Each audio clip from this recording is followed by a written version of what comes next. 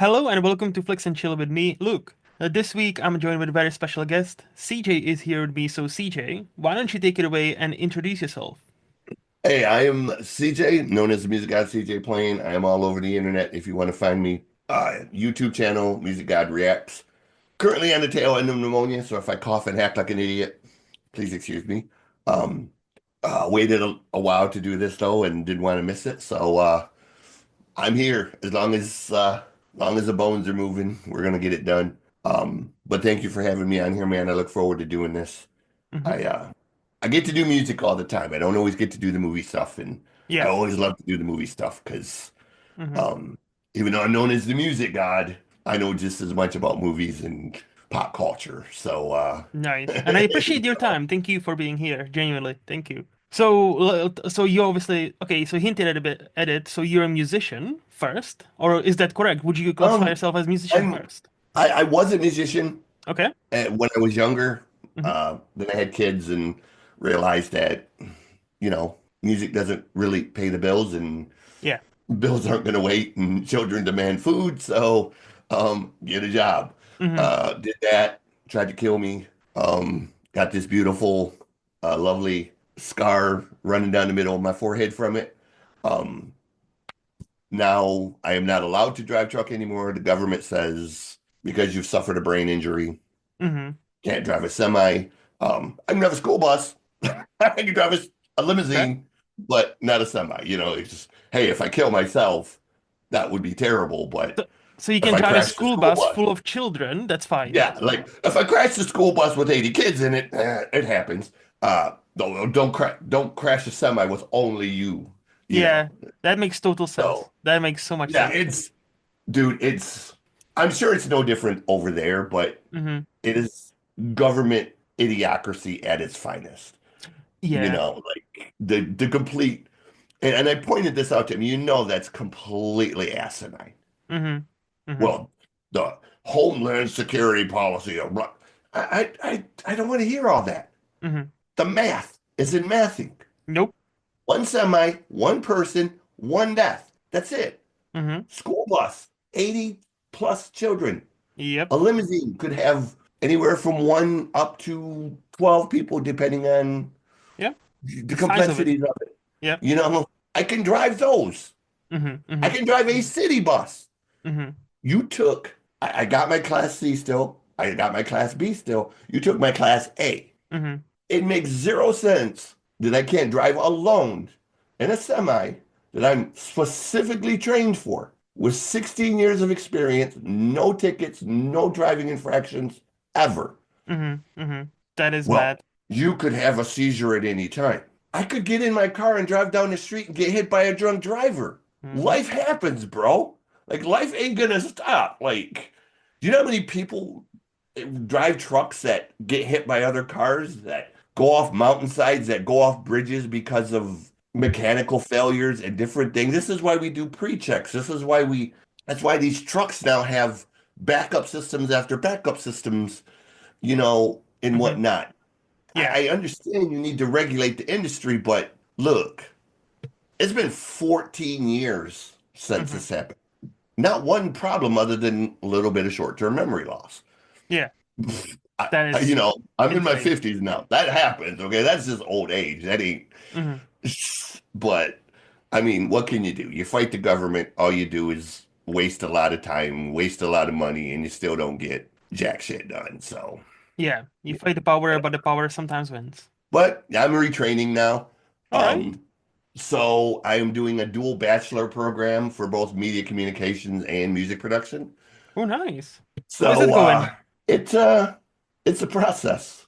Yeah. Um, Well, yeah. Yes. Biggest part of the process for me is I operate on PCs, and the industry standard is MacBook. Yep.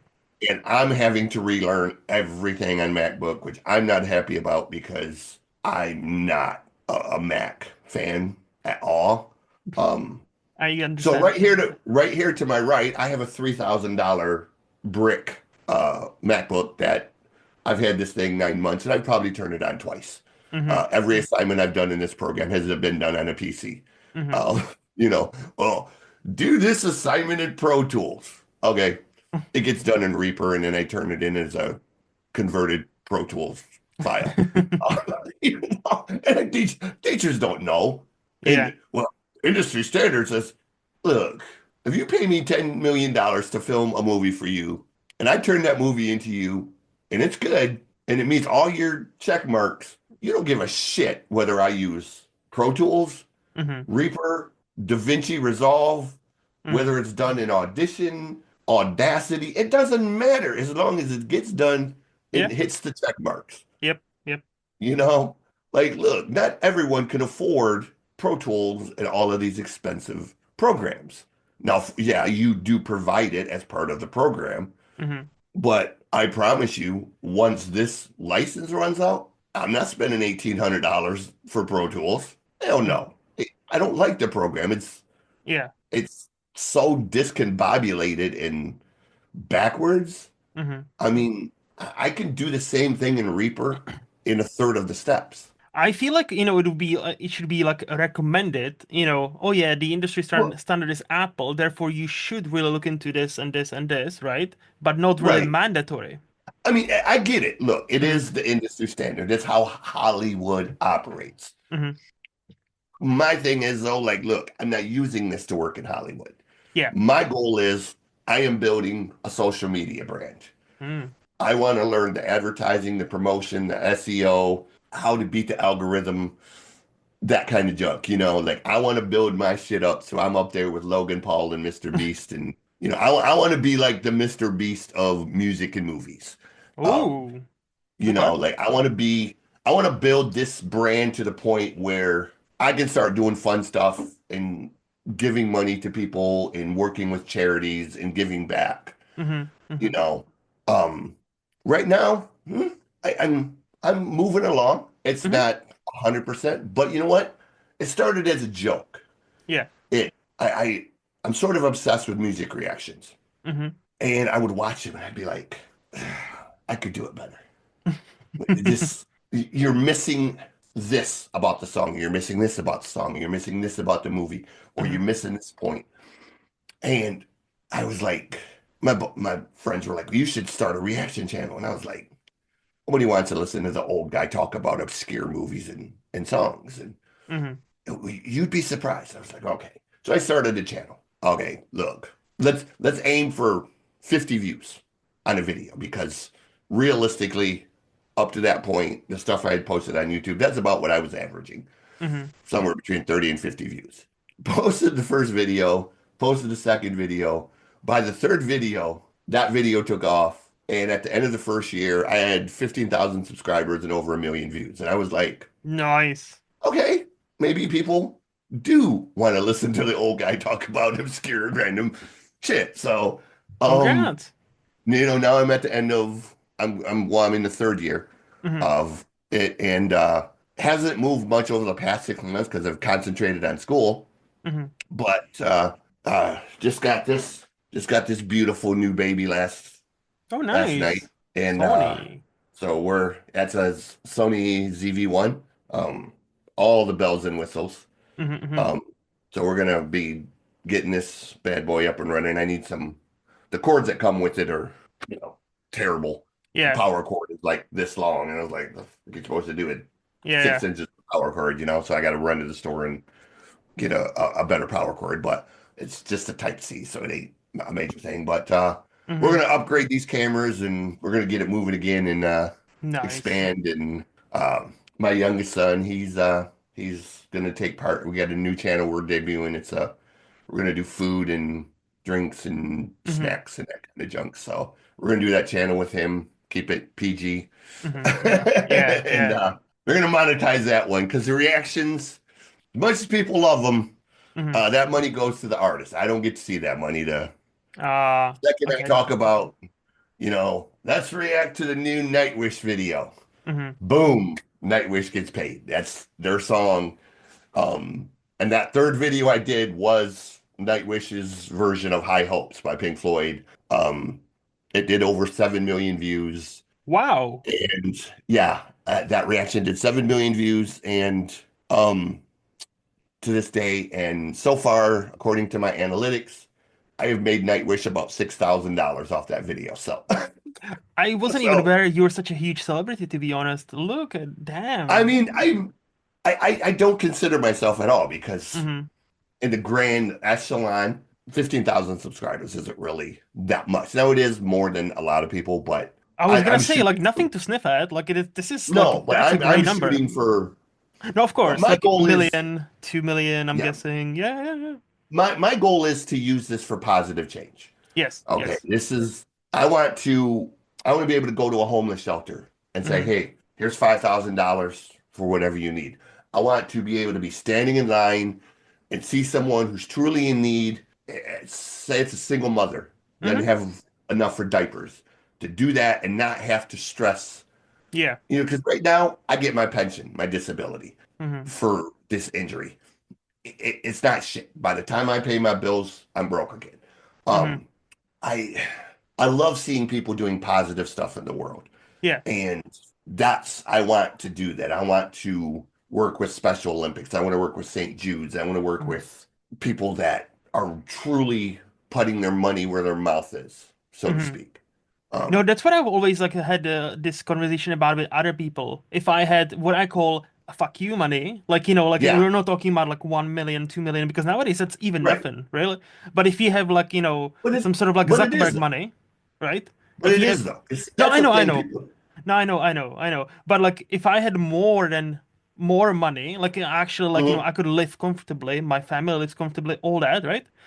Like, it'll be so fun for me just to go like GoFundMe pages and be like, oh yeah, yeah, because many Americans use it for medical bills. And be like, oh, exactly. And that's the exact thing. yeah, they need 5,000 for this operation, for this child. Okay, 5,000, here you go, next. But I would like to do, but see, my thing is, I would like to do it anonymously. Like Exactly. I don't want it to be like my name attached to it or anything. I would just to be like, oh, somebody contributed like, 10,000 here, right? We don't know who that is. And then like, Right. maybe after I'm dead, that it would get revealed or something. Like something like that. I don't need like a pat on the back. Oh, you're doing great. No, just I And want to the do great for the sake of it, right? It's the same that's the thing. And to yeah. your point before, you mentioned something is interesting, and like you said, oh, who would be interested in watching old guy reacting to videos?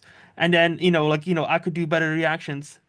Isn't it great that because of the internet, you could actually prove that, prove yourself right, or oh no, prove yourself It's wrong, that, yeah. people are interested in, watching old guy reacting to music videos. It's It so was great.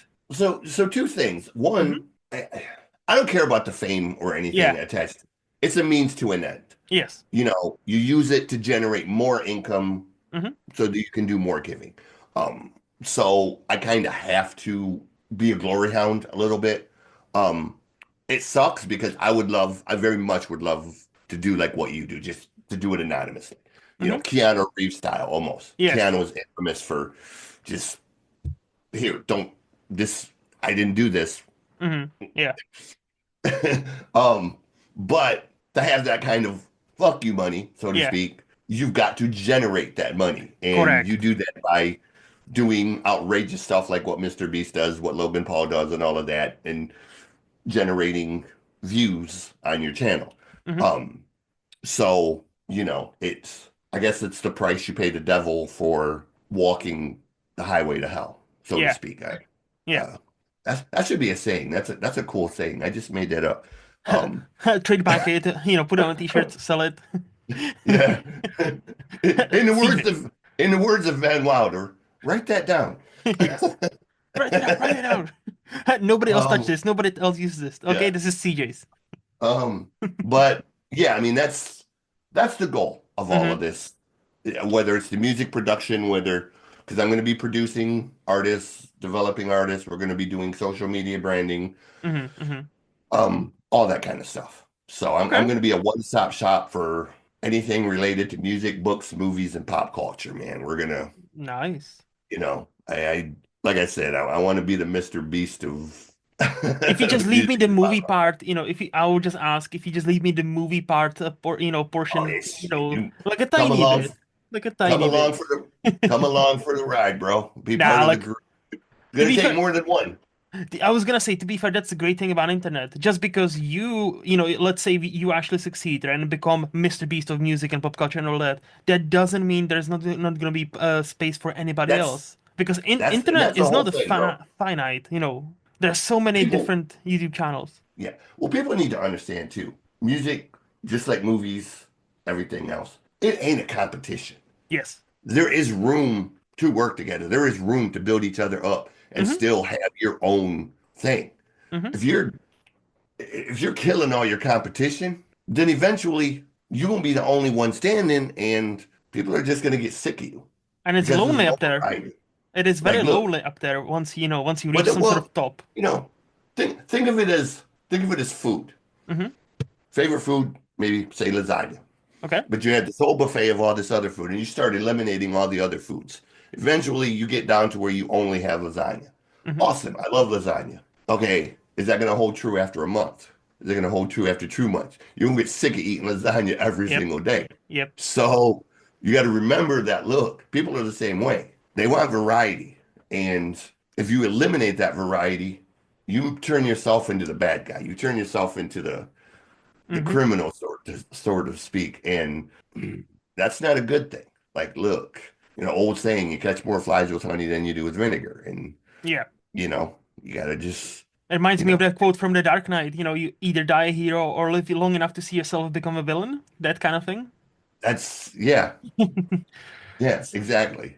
So let's, You know, let's all try not to live that long, but also let's not die as heroes. Like, something in between. Something in between. forever if possible, but I Yes. know we can't. So hey, Yeah. you know, No, I I I love, honestly wish you well on your journey, and I really hope I I'll see you there. Like, like my YouTube algorithm one day will pop up, hey, you might be interested in this dude, and I'll see your face, and that video would look. have like 3 million views. I'll let you know, man. All I keep right. lists. Oh, nice. People I work with, notes. I don't forget. Oh, damn. So as I come up, Mm-hmm. Mm-hmm. I've got lists, and people, a boat rises to the level of the water it's in. Mm-hmm. Mm-hmm. So look, when I get to that point, if I eat, all the people that got me there, they're eating with me, you Okay. know. And Okay. that's the thing. Like, look, I'm not gonna say I'll make you a millionaire, Mm-hmm. but I'm gonna say, look, I'm gonna get in touch with you, and I'm gonna say, look, jump on this video. I got this idea. Do you want to take part in it? Mm-hmm. You know, may not make a ton of something, but it'll get you a little bit of something, and a little bit of something is still better than an empty plate. Yeah. And, Yeah. we just go from there, and hey, maybe it blows up, maybe it doesn't. If Mm-hmm. not, we do another one. And then we Yeah. do another one. Then we do another one. And, Mr. Beast, for example, he's built an entire crew of guys that are loyal to him, Mm-hmm. that are, his operating crew. And that's what I plan on doing is having those people that, like I said, I know who was there from day one and along the way.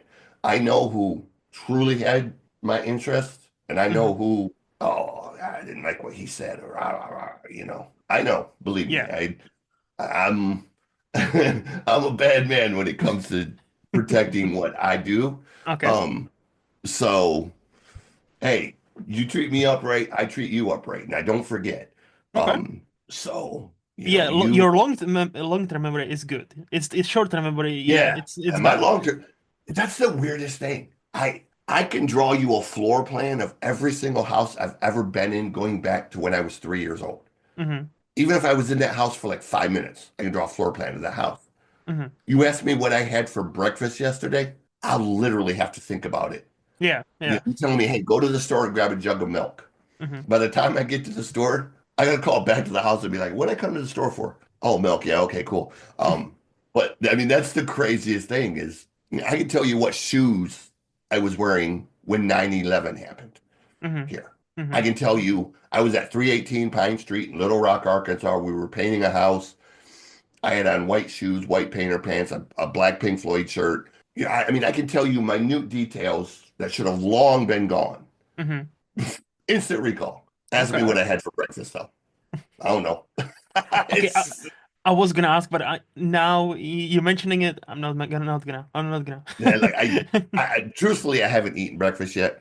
Okay. But I'm just saying, like, that's the type of Hmm. my memory recall, and this is why I have stacks of these notes, is because I write everything down so that I don't forget. Sensible. Um, and I've got stacks of, I go through these 3x5 index cards. Hmm. I mean, I should have stock in Post-it, really, because, they owe me Hmm. royalty checks for as much money as I spent on that damn thing. So, Yeah. So anyways, we didn't come here to talk about me. So, no, we did come to talk about you, and I feel like I know exactly like or much more about what you're on about. So like, no, mhm. thank you for that. This has been like very intriguing look into who you are. But so we talked about like where you from just off the camera, and you mentioned you're in a Detroit area. Let's put it that way. So if I were to ask you now, hey, I'm coming there for a week. Where would you recommend me to go? Where would we go? Where would we eat? Is there anything in your area that's somehow interesting to see or fascinating to see, or you only see this in Detroit? I don't know if it's 100% unique.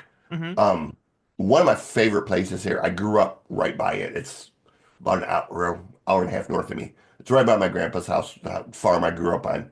Mm-hmm. There was a town called Frankenmuth. It is known as Little Bavaria.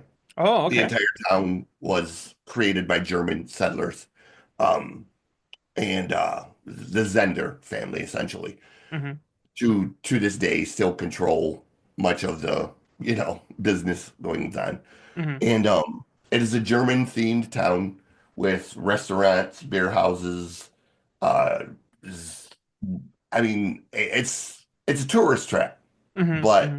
it's one of them places where you just walk through it and this place has homemade fudge, this place has homemade muffins, this place has coffee house, and then you have Zender's Bavarian dinners, which are an all-you-can-eat chicken dinner, seven-course German meal, and then you have the cheese house where it's the cheese factory. They make homemade cheese of every kind, Okay. and and then they have the brewery, which is a German brewery, Mm-hmm. and they have all of these places. And then at the very end of it, there's a place called Bronner's. We're going to tie this into a movie. Okay. Okay. Um, Bronner's is the world's largest Christmas store. Ah. Okay. It is I don't know what this converts to in your units, but it is an 11-acre Mm-hmm. Christmas store. Wow. Nothing but Christmas. Everything in the store is Christmas related. Mm-hmm. The movie tie-in is if you've seen the movie Home Alone, Of course. Jingle All the Way, Yes. Miracle on 54th Street, Yes. or, all of the Christmas decorations in those movies are all supplied by Bronner's. Ah. That's what Okay. Bronner's does. Yeah. So the Yeah. Christmas trees, the Christmas lights, the decorations, the ornaments, everything. Bronner's Mm-hmm. does it all. It is a ridiculous place, but it is awesome in the same sense of even at 50 years old, you walk into this place and you think, Jesus Christ, that's a 30-foot tall Santa. Yeah. That's I mean, there's all of this stuff, Yeah. and it brings out the child in you, man. Like, Mm-hmm. Mm-hmm. that there's all of this stuff in one place. And this store is one of the things that is sort of a talking point for them. The monthly electric bill for the store, because of all the lights, all of everything, Mm-hmm. is $165,000 a month Jesus Christ. for the electric bill. Yeah. I'm like, a month. So they're paying $3 million a year just for the light bill. Wait, how did we get to Just 3 for the billion? light bill. Oh, 1,600. Oh, wait, 1,000. You said 1,600? Well, no, 166,000. 166. Oh, Yeah, so okay, okay, 1.6. Well, not okay. quite 3 million, Yeah, but almost three. Yeah, no, no. two, Okay, okay. two Uh, point something. yeah, yeah. But that the That's low end, insane. Yeah. yeah. So, and that's just the light bill. That's not Mm-hmm. labor. That's not none of the taxes or anything else. That's Mm-hmm. just to keep the lights on. That's how much shit they're selling Mm-hmm. in Mm-hmm. this store just Christmas. Yeah. No Halloween stuff, no 4th of July, none of that. It's all Christmas, What you I find know. fascinating is like, so you live in Detroit or like close to Detroit, like Detroit Yeah. area. one of the most, to me, American cities, right? And then only a short while from you is this German-like city, and that Yeah, in the heart of it has the biggest Christmas tree store ever. it's That's not I just a find it Christmas tree. fascinating. It's just a Christmas store. It's called Yeah, Bronner's Christmas Wonderland. yeah. Um, but yeah, it's completely insane, and Hmm. but we also have Holland, Hmm. which is basically built, after over. It's built by Dutch settlers, so it's very Dutch looking with the windmills and the tulips and all of that. And then we have Travis City, which is way north, but that's Scandinavian, a lot of Scandinavian people, so it's very Swedish and Finnish looking up there. Hmm. Um, so we have, dating back to the settler days when they came over and come through Canada and settled and traversed the country, Hmm. they built their own little areas. And, Pennsylvania has a lot of Pennsylvania Dutch and, Hmm. and German people. And we got the German over here and the Swedish people over here and the Dutch people over here. And, Hmm. um, you know, below us, we have Amish. We have a ton of Amish, Ah, which is awesome. If you've mhm. never dealt with the Amish, Nope, never. most amazing people, um, but they are highly religious and very, very strict with their I've heard. lifestyle, man. I've heard. Um, Yes. so they don't like being photographed. They will talk to you. They'll do, they're very, very friendly people as long as you don't abuse their, self-being. Yeah. Um, Yeah. but boy, they can cook and they can bake. Like Okay. there's a restaurant about probably 2 hours south of me, Hmm. Angola, Indiana, and the old ladies, it's Yoder's family restaurant, and them old women that cook in that kitchen out at Yoder's, you gain 50 pounds up in that boy. Like I mean, it ain't nothing processed, ain't nothing out of a box. Every Hmm. single thing. Them old ladies are back there, they're baking that from scratch, handmade, like your Hmm. great granny made it.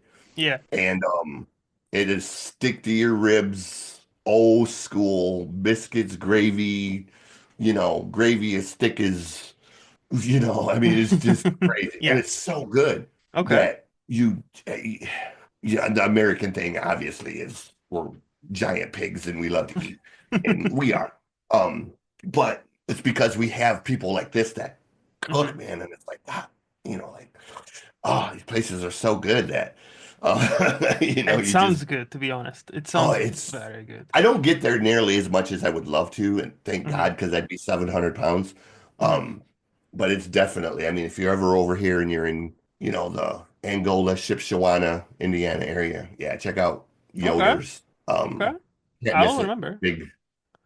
Big wood building, but awesome Last place.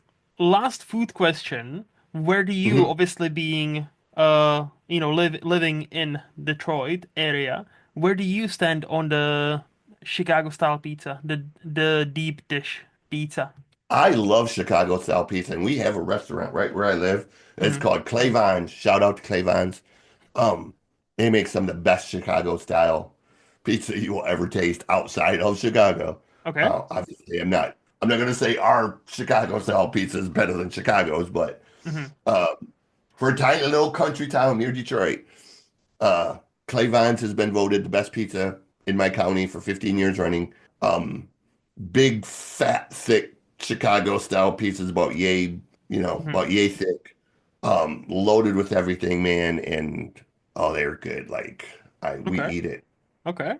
Not as Okay. much as I want because they're expensive, but I see. So how much is like one slice? I don't think they sell it by the slice, Oh, but a so how do they whole, sell it? So they sell the whole the thing. whole, yeah, the whole thing. It's about 30 30 Oh, American dollars. okay. Um, Okay. but I mean, it's loaded. You ain't getting, this thing comes out, it's every bit of 6 to 7 pounds. Yeah. Uh, so I mean, it ain't no So that's like a lunch, lightweight pizza dinner. like you get from Domino's. Yeah. Um, So it's you your know, lunch, it, dinner, breakfast, another lunch, pretty yeah, much. like it's, Yeah. it ain't no pizza that's the size of a paper plate and as thin as a paper plate. This is a big, thick pizza that's 6 to 8 inches thick and Wow. loaded with everything and weighs 5 to 7 pounds. And um, I mean, you eat for a minute on it.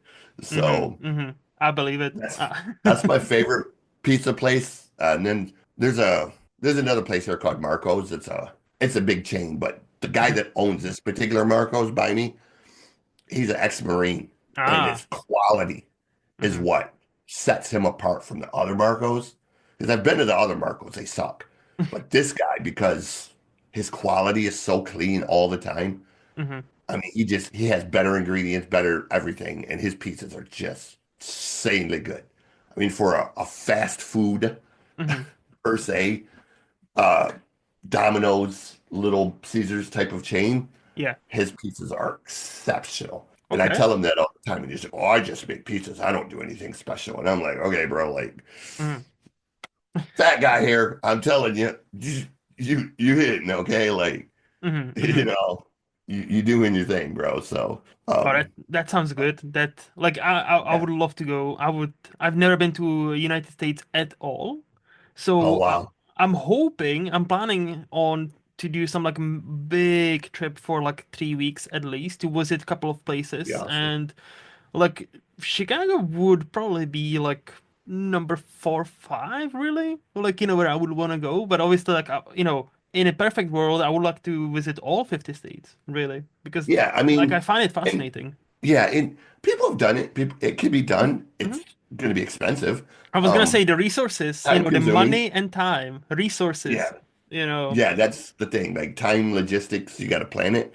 But Another thing you know, about like having if I were to have fuck you money, that'd be a great thing to do. Also, like actually traveling, be like, oh, you know what? Yeah, I'll just go this, there tomorrow. No biggie. I'll just do, right? next week I'll go, to this place. Yeah, it's fine. You know, Exactly. that'd be And kind of that's the cool. thing with me. Like I'm planning a trip to the Philippines. Oh, Uh, nice. I haven't been to the Philippines in 35 years. I have a history as a Mm, teenager.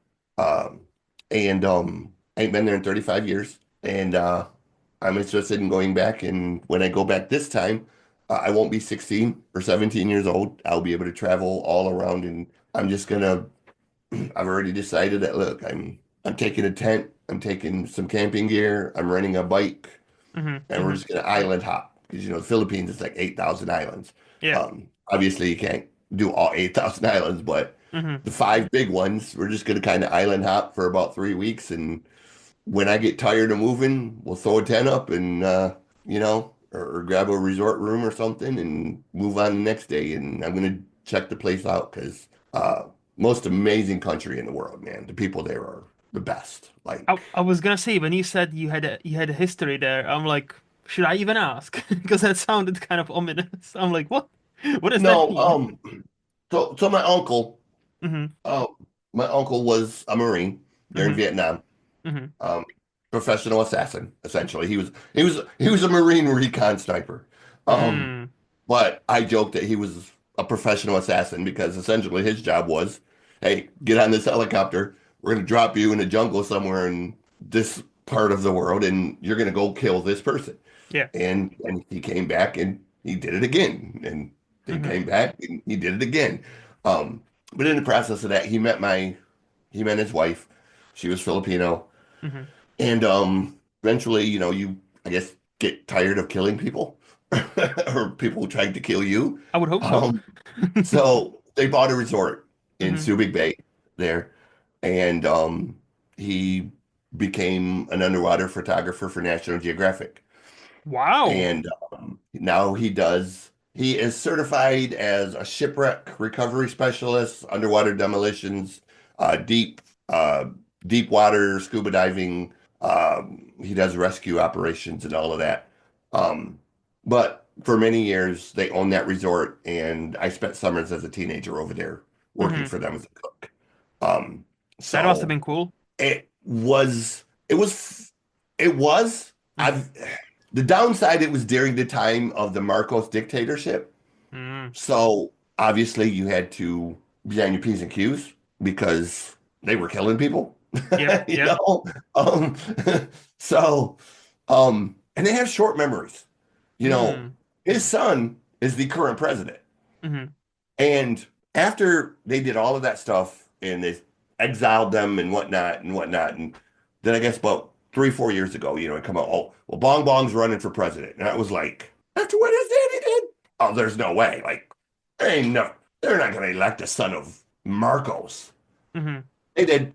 And I was like, y'all got some short memories. Because I promise you, a motherfucker like that operate in America or England or France, something like that, their son ain't getting elected. Like, I promise you, we ain't gonna.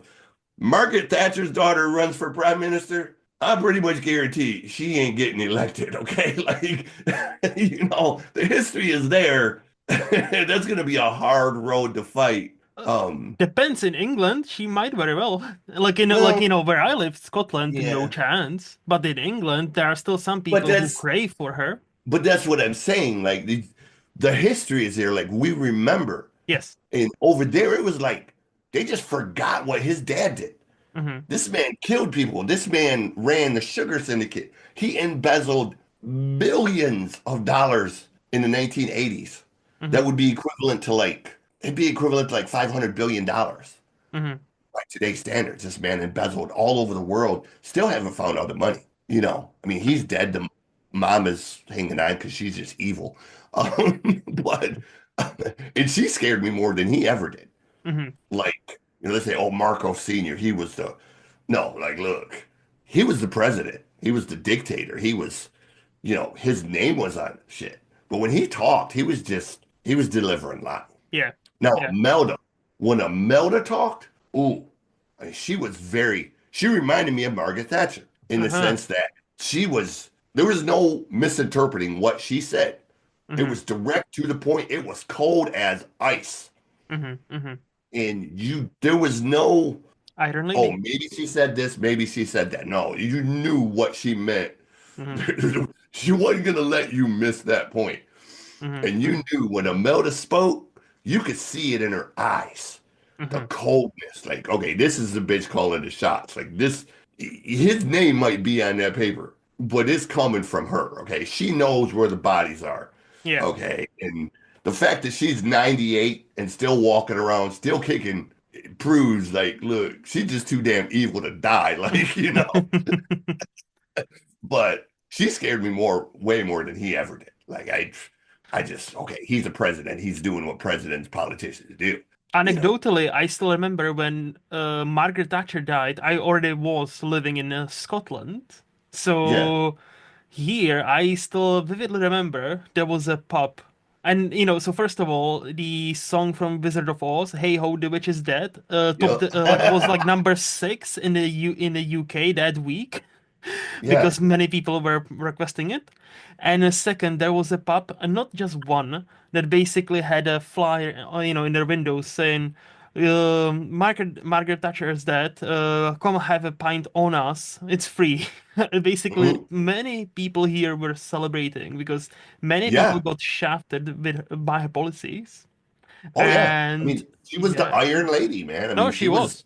Hmm. she was hardcore. Like I said, there was no when she spoke, there is no double entendre. You see so many politicians today, they'll try to walk that fine line between what Yep. they really mean and what people want them to say. Hmm. Hmm. She just didn't care. She was Yeah. like, look, this is happening.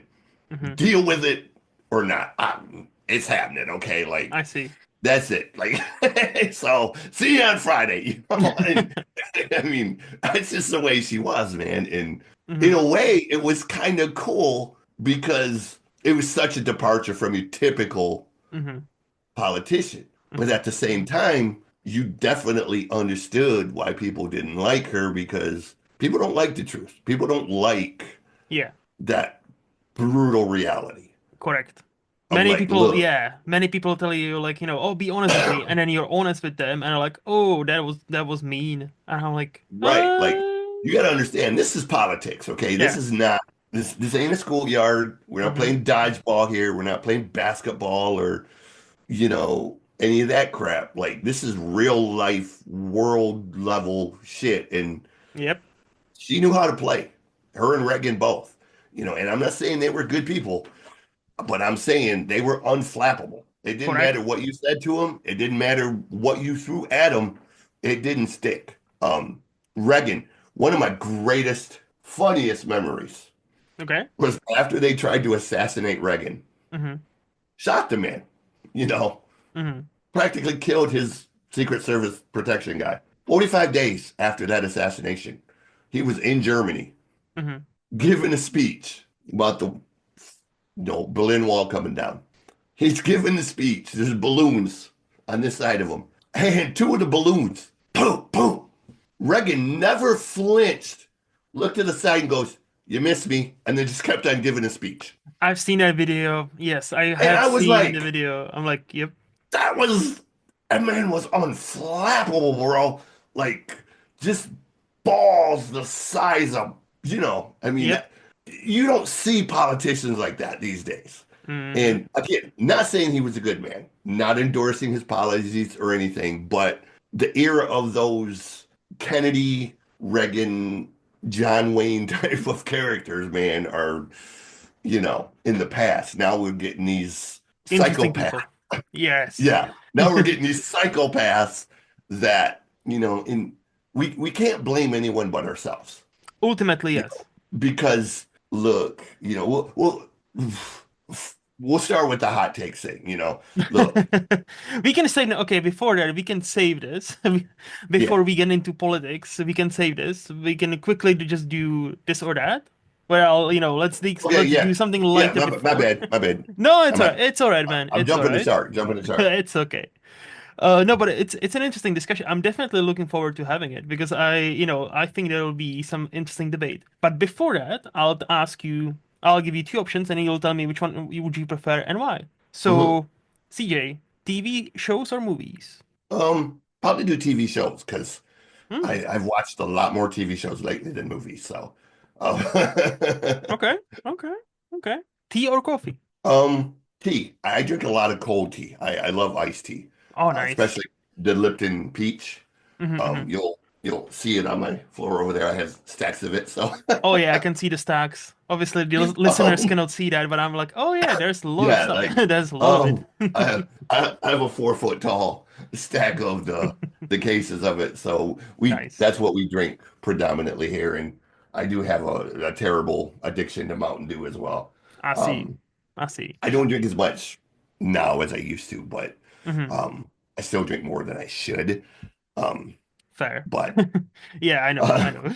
you know, but yeah, tea, Mhm. tea. I'm not really a coffee drinker Fair. much at all. So, That's fair. Money or free time? mm, I know. I'd probably say money because with money comes free time. Hmm. Money buys you the ability to kind of Oh, dictate yes, to outsource things your, you don't want to do to somebody yeah, else. like, hey, you don't feel like doing this? Hmm. Get me a temp, get me this, we'll move this to Friday.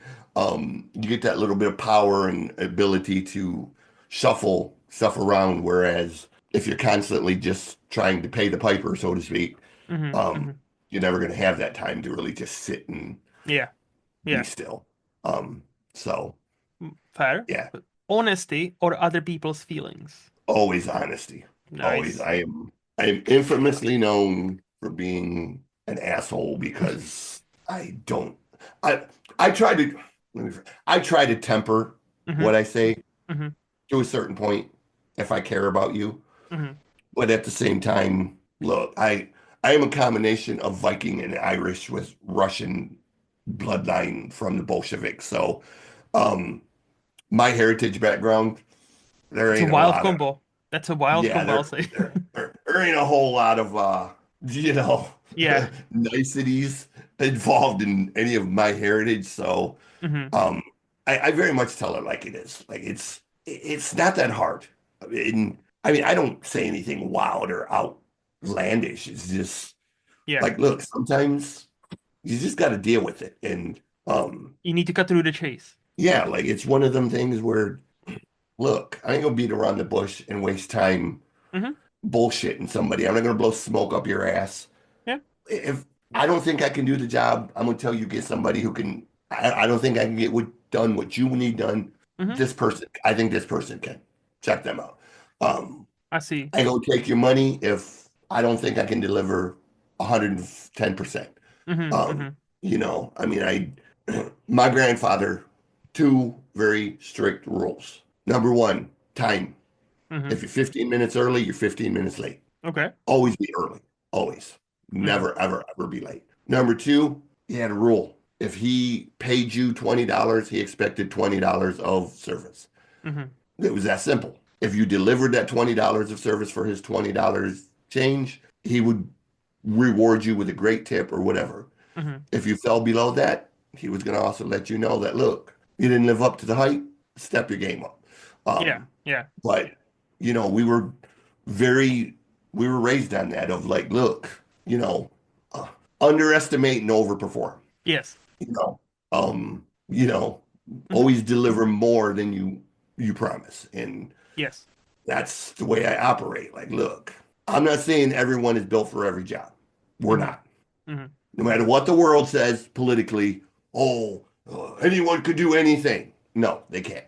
Mm-hmm. Okay, not everyone's built to be a movie star. Not everyone's built to be a rock star. Not everyone's built to be a lawyer or a doctor. Mm-hmm. Some of us have to be ditch diggers. Some of us have to clean toilets. Mm-hmm. That's just the way the world works. And nothing wrong with that. Exactly. So in the grand scheme of that, take what you do serious, Mm-hmm. do it well, and let people know that even in a worse situation, you can still smile and you can still treat people with dignity. Yes. And I don't consider anyone below me or above Mm-hmm. me. So Mm-hmm. um Mm-hmm. yeah. No, I get you. I get you. Summer or winter? Oh, definitely summer. I am not a winter person. The older I get, Mm-hmm. we're going through this brutal cold right now. I've got pneumonia, and Mm-hmm. every time I go outside, I was like, God, why did I move back to this godforsaken wasteland? I lived down south where it was warm for 10 years. Mm-hmm. And why did I move back to this godforsaken wasteland? But I mean, I love it up here, but the Yeah. winters really are, Rough. yeah, like it last week, it was like, it would have been the equivalent over there of like 35 below zero here. Jesus. Yeah, so I mean, it was just brutal cold.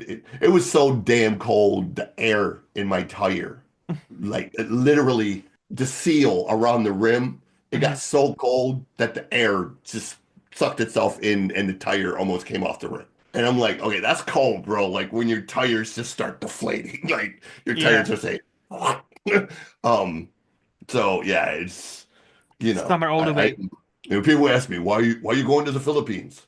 Weather. Yep. Yep. Have you lived here? Mm-hmm. It is 75 year round over there with beaches and beautiful women, bro. What's not to love? You know, and it's cheap as hell to live there. Like the cost of living in the Philippines is astronomically low. So, Mm-hmm. um, Mm-hmm. Okay. Summer all the way. that's Hear yeah, loud and clear. yeah. Uh, Probably the most important question of all: ninjas or pirates? Mm, Mm. I gotta go ninjas. I love pirates. Mm. Don't get me wrong. Mm-hmm. Love history. Mm-hmm. But I am a martial arts fanatic, and Ah, okay. I love ninja movies. I love Mm-hmm. movies with in it. So, Yes. um, and I love Asian culture. I Okay. really have I won't call it an obsession, but I have an amazing respect Mm-hmm. for Chinese and Japanese, Filipino, Indian, Yeah. Yeah. Pakistani culture because it's, over there, it's all like this, Mm-hmm. but yet they've managed to hold on to their individual histories and heritages Mm-hmm. while still being proximity to each other. And again, the food, man, like Yeah. fat boy speaking. Whether you're in India, whether you're in Pakistan, whether you're in the Philippines, China, Japan, Singapore, Yep. Yep. Yep. that's some crazy mad food, okay? Like, uh, depending on what your tastes are, Mm-hmm. you know, uh, a fat boy can be real happy over there. So, Oh yeah. yeah, it's ninjas. Nice. As somebody who had the pleasure to travel to Singapore and India, for a bit of work, yeah, the food in both places amazing. So Yeah. can confirm. India was a bit overwhelming for me a little bit Okay. when I went. Hmm. I'm not a huge fan of like massive crowds. Um, so I Where did you definitely go? had, I was in, uh, not Bombay. Hold on. That's all right. That's okay. Take your time. Well, Yeah, I'm, Bombay is in India, so yeah, but it wasn't Bombay. okay. Um, it was the northern part. It was, Gujarat, Gujarat. Sorry, Okay. that's what it was. Okay. Nice. Um, Nice. we were I was with my buddies from Pakistan. They have a band over there, and we were Cool. doing it. So we were kind of doing a little bit of a tour. Hmm. Yeah. From we were going from Islamabad to Gujarat, and then back, kind of circle back around. Hmm. Um, they have a thrash metal band, which is kind of hilarious in the Hmm. terms of, you don't normally hear the words thrash metal in Pakistan put together that much, but they're really, really amazing. So we were just kind of doing a small thing, and Yeah. totally overwhelming. Amazing people though. I Hmm. love the people. I love the fact that they can drive like maniacs, man. They Oh, they just, do. They do. and I'm like, yeah, that would be like a 386 car pileup in America, like y'all doing it like stunt drivers, man, over there. And over here, it'd be like, yeah, that's gonna take about 7.5 days to clear, The But way they navigate traffic to like a millimeter precision, it's yeah, insane. Like, that's what I'm saying. Like, and also, the klaxon, or like I don't know how you call it in America. It's a very important tool. Like your horn. It's yeah, very important. Like basically, if your car horn does not work, you actually don't go to the traffic because it's insanely popular way to travel. And we yeah, have to be careful with car horns over here because, oh you yeah, know, we have guns and people will shoot at you. So, like that's one of the downsides of America is I don't hmm have a problem with guns. I'm very pro hmm Second Amendment, but I'm yeah, also at the same time like, look, if you're gonna own a gun, use your fucking brain and just don't just randomly shooting at people just because they honk your damn horn. Like correct, you are the reason that you are the person who should not have the gun. Like you yes, will be the one I'll say no gun for you. Like yeah, look, no soup for if you. you, yeah, it's with great power comes great responsibility, obviously. Hmm. So again, you got to that's you sign up for that. If you're gonna Hmm. own a gun, if you're irresponsible, Hmm. and I call people. I called a very good friend out yesterday who he's a CPL, certified pistol license, carries a gun all the time. Hmm. Cool. He let some woman who came into his barber shop. Oh, I want to check your gun out, and he hands it to her, and I'm like, bro, what the fuck are you doing? What? What do you mean? She's just checking it out. You know that's a criminal offense. Hmm. What do you mean? She's not taking it. Doesn't matter. Under Michigan Code of Law 285.4 Hmm. that pistol can only be handled by the person it's registered to. Hmm. No one else can touch that gun other than another police officer or law enforcement personnel. Hmm. The fact that you handed her that gun, you just committed a felony. Yep. Well, you're kind of being an asshole about it. Okay, fuck around and go to prison then, dumbass. Like, come on, bro. Like, look, if you're gonna have that goddamn thing, act like you know what the fuck you're doing, Like, you don't just be handing that shit to random people. Like, you know who the she is. You handing her a gun, she can turn around. Look, you watch the news, bro? Hmm. Like, come on, bro. Like, Especially in I'm mad, America. but it's just one of them things. Like, it's no different than being a parent. It's no Hmm. different than owning a business. Yeah. You got to take the shit serious. You got to be responsible and know the laws and the rules. You can't say, well, I didn't know. Hmm. Look, Hmm. ignorance of the law is not a defense. It's not. Yeah. If you own a gun in America and you commit a crime, you can't go to court and say, oh, I'm sorry, Your Honor, I didn't know. Hmm. So Yeah. sorry. Information was available. You should have read it Correct. or Correct. taken a better instruction course or whatever. But, Hmm. you know, I mean, sure, it's probably the same over there. Our law system is based on your law system, so um, To an you extent, know, yes, but I think you guys have yeah. changed it so many times and Oh, like I know. and so No, we won't often. even get into that. That'll be 7 days worth of shows. But I was just gonna say this. I think this has been the longest Ninja Sapphires response I had so far. So thank you for that. We went quite a few places there, which I do Yeah, appreciate. By the way, I genuinely do appreciate. Like I do like how yeah, you one thing leads to another, and then that thing leads to another, and yeah. we suddenly talk to about like a thing in D, and I'm like, Yeah, okay, I like it. I'm like that. What is that thing? A meerkat or squirrel? That little thing? Uh, I'm like that dumb thing from Ice Age, chasing a Oh, the chasing a duck. squirrel. Yeah, Like yeah, yeah. yeah, is it a squirrel, meerkat, whatever the hell it is? I Yeah, I'm always thought like it was that. a squirrel. Um, I'm very random, bro. So, That's fine. That's fine. Last question: free will or mhm. destiny? Oh, absolutely free will.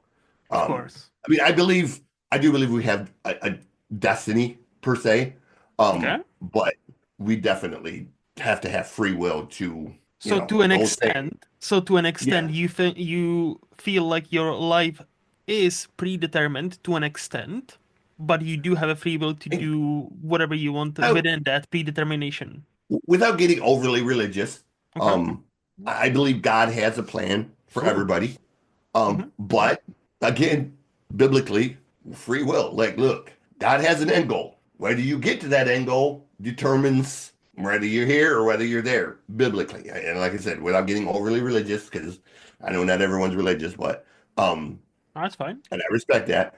Hmm. But you know, Hmm. hey, end goal. If you end up over here Hmm. or you end up over here, you did that. It wasn't anything that anyone else did. You Yeah. know, life has consequences all the time. 100%. So, 100%. I tell people all the time here, I have free speech to say whatever I want. You absolutely do. But that free speech comes with consequences, bro. Yes. You say something racist or ignorant, you getting fired. Hmm. Deal with it. I mean, those are the consequences of that thing. You have the Second Amendment. You have an absolute right to carry a weapon. If you illegally shoot someone with it, prison. Yes. Or you may end up dead if they shoot back.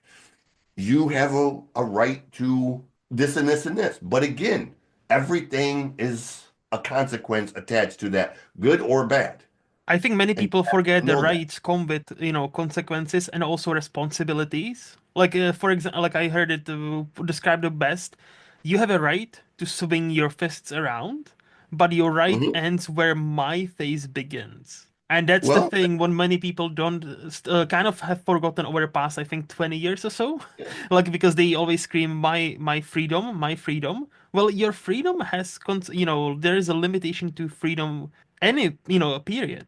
If you want to And if you want to live properly, quote unquote free, you need to move into the jungle, really, and well, then you would you probably know, be dead within a week. and the thing is too is sadly the internet has created a entire generation of shadow keyboard warriors. Hmm. Back growing up in my age, sure you could swing your hands around. Hmm. We were swinging back, Hmm. and last man standing walks away. Hmm. You don't see that today because kids just ain't built like that. Hmm. But back in the day, you had a whole generation of people like Vinnie Jones running around that. Sure, you could try to punch someone, but you might run into a Vinnie Jones or a Jason Statham or Oh yeah. somebody like that kick your ass right back. So you better be careful where you were swinging those hands, because again, consequences. Um, like, look, you ain't always gonna be the biggest bear in the fight. And I found out. I mean, a couple. Well, I found out in high school. I mean, I took Hmm. on what I thought was this kid was 4 inches shorter, 50 pounds lighter than me. Hmm. So I'll throw him like a lawn dart. Walked outside, didn't realize he was a 4 times Golden Glove champion, had 122 amateur fights, and he'd won every single one of them by knockout. Hmm. I made the mistake of letting that little bastard walk out the door first. And when he walked out that door and turned around, when I come out that door, he used my face as a speed bag, bro. He hit me Ooh. about 30 times before I even got my hands up. And I was like, hold up, wait a minute, time out, time out. And he was like, what do you mean, time out? Bro, at least let me get my damn hands up. Like, You over here like fucking Mike Tyson, just Yeah. like what the fuck, bro? Like, but I was like, okay, you know what? We're good, bro. Like, little guy wins a fight today, you know. Yeah. Um, Yeah. and but it taught me respect. You know, it Hmm. taught me that sometimes, you know, You win Grandpa some, you used to lose some. say, yeah, Grandpa, you know, again, an old saying, don't let your mouth write a check that your ass can't cash. Yep. Um, Yep. you know, so yeah, that's how we're gonna go with that. Or was it Mike Tyson who said everybody's got a plan until they get punched in the Get punched face? in the mouth, right? Yeah. Exactly. Or yeah. And that's Yep. 100% it right there. Like Yep. 100% it. Oh, Um, all right, and you hinted at your hot take, so let's hear it. First one I answer musically, Okay. Eminem, most overrated rapper of all time. Eminem. All right. Why? Tell me. As a Detroit boy, Okay. as a pop culture expert, Hmm. Eminem is not the greatest rapper of all time. He's not even the greatest rapper from Detroit. Okay. Okay. So who would you put into that conversation then? Uh, there are three main rappers here. Number one, everything M has is should be credited to Proof. Hmm. If Proof doesn't die, Proof is, you know, Hmm. Proof created Eminem, period. He taught him how to rap, taught him everything he knows. Everything M does is because of Proof. Okay. So let's establish that. But currently, right now, there are three rappers in this town that I think straight up in a battle would bury. Hmm. And one is a dude named Aztec the Barfly. He's a Persian rapper. I think he's Palestinian. Hmm. Uh, yeah, well, I guess Persian isn't the right word. I think he's Palestinian or somewhere over there. Okay. Um, but he's just a assassin with words. Hmm. Another one is this dude named Bang Belushi. Bang is hilarious Hmm. and his ability to use comedy with his wordplay makes him not only dangerous but hilarious. Hmm. Hmm. Um, you know, the third one is a guy named Tone Money. Tone Money, he's an old school dude. He's what's known as a trap Hmm. rapper. Um, but Tone is deceptive. Like Tone is he's one of them dudes you see him, he kind of looks like the pimp type of dude, Hmm. but his wordplay is it's surgical, man. Like he says stuff and you don't catch it on the first pass, and then you listen to it a second time and you're like, wait, there, oh man, I just called that. That was slick. Hmm. So those are the three main guys, and then Royce the 5'9". Everybody knows Royce. That's M's boy. But I think Royce is the best rapper in Detroit. Okay. Um, Okay. Royce is just he's phenomenal. I'll be Um, honest, I cannot say I've heard of any of those gentlemen. So like that's I because cannot. they're mostly local Yeah. Yeah. legends. Yeah. Um, but So yeah, let me they're tell you, okay, let me ask you a better question then. What makes Eminem in your eyes bad? Or would you say I he's don't I don't think he's bad. okay? So I you would think say he's overrated. yeah, like Okay. his rhymes to me are like he sounds like he's rhyming a Dick and Jane book. Like he's just rhyming words for the sake of rhyming words. Okay. And he could do it really super fast. Mm-hmm. Mm-hmm. Well, okay, that was a cute gimmick in the beginning, but now everybody can do it. Mm-hmm. And it's not special. It's, I mean, yes, I give respect where respect is due. Like, Mm-hmm. look, I'm monster rapper, tens of millions of sales, this, that, and the other thing. So, Oscar. respect. But I will never intentionally say, hey, let's listen to Eminem. Okay. Okay. Not happening. It's just not. Um, But there's so wouldn't many other people. yeah, no, I understand. My question is, as a person who doesn't deal with rap or doesn't listen to rap as much, wouldn't Mhm. like you said, oh yeah, everybody does this nowadays, so that it's nothing special. But isn't the point that he kind of established that as, that's why everybody He does it made it, nowadays? he didn't create it or No, establish like it. I'm He not saying made okay, it I'm not popular saying for white guys. He maybe I made was it gonna popular say for white guys. okay, he made it popular. Okay, maybe that's okay, better phrasing. He no, yeah, he didn't create it. He he I made it he popular. made it cool for the white boys. Let's Yes. put it down. He Mm-hmm. made it cool for the white boys. So Mm-hmm. um Because before that, Tech Nine was doing it, Twista was doing it, Busta Rhymes was doing it. Hmm. Um, all them guys, they were well established. Okay. I just made it cool for the white boys to do. Okay. Um, Okay. so I, it's all see, again, I listen to music, but I don't have nearly enough knowledge about music, especially I rap music, to challenge you anything meaningfully on that. So I'll I I like Eminem. I don't think he is my favorite artist, but I kind of like him. And again, as you said, I respect what he managed to achieve.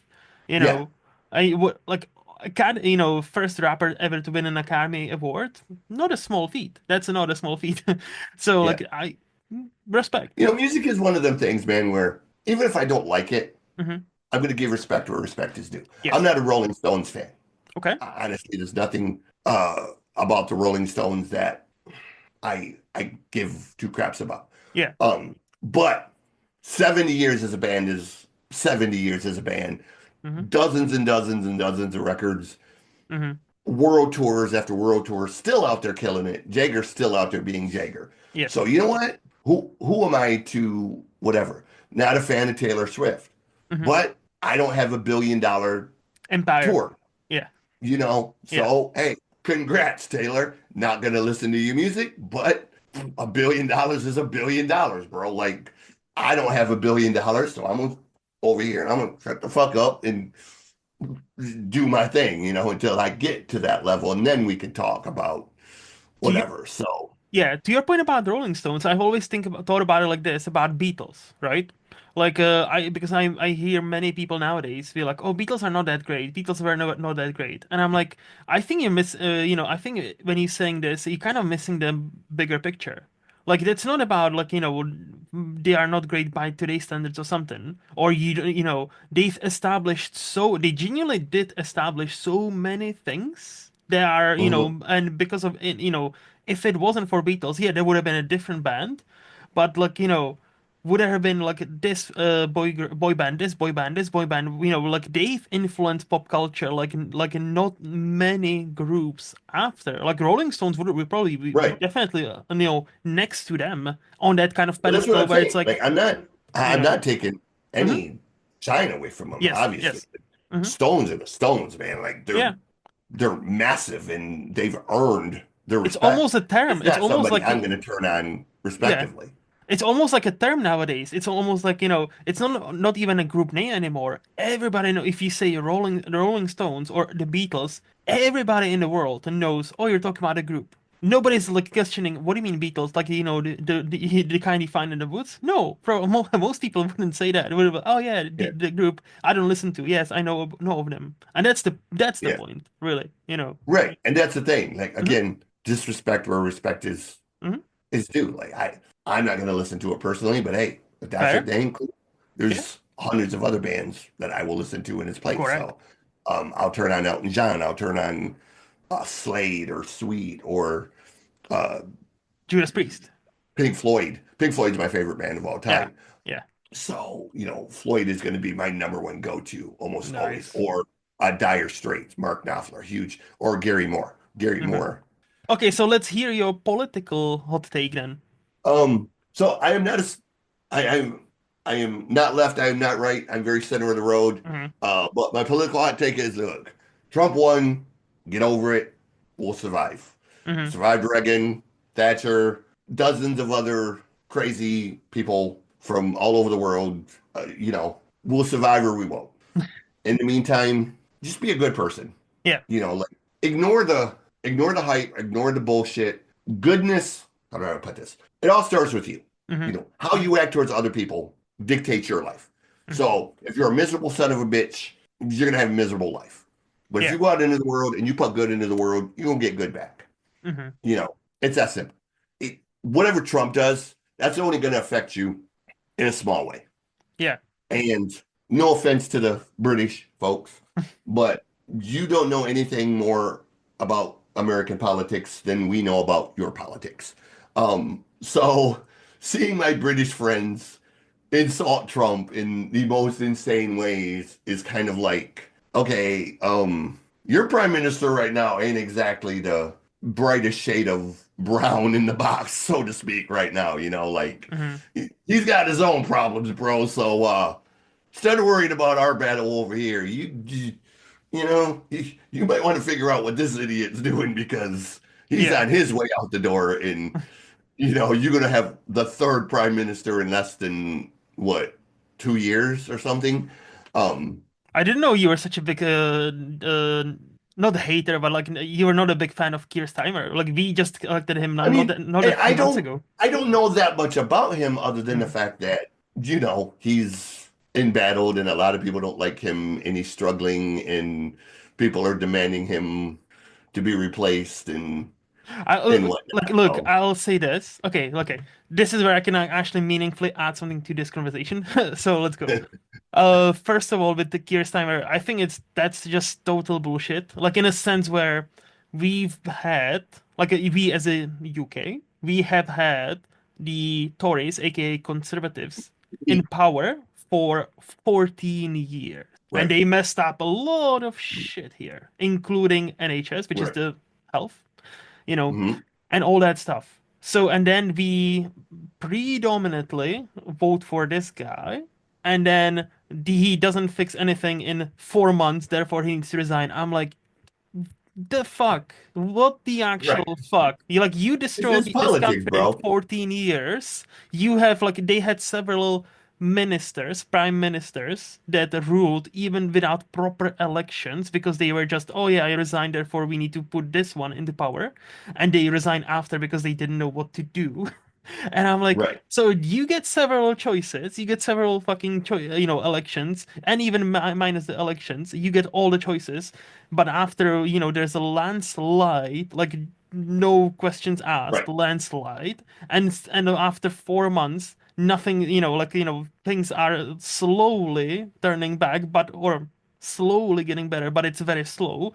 Oh yeah, and our guy definitely would have helped this time. So you know what, fuck you and resign. I'm like, what the actual fuck?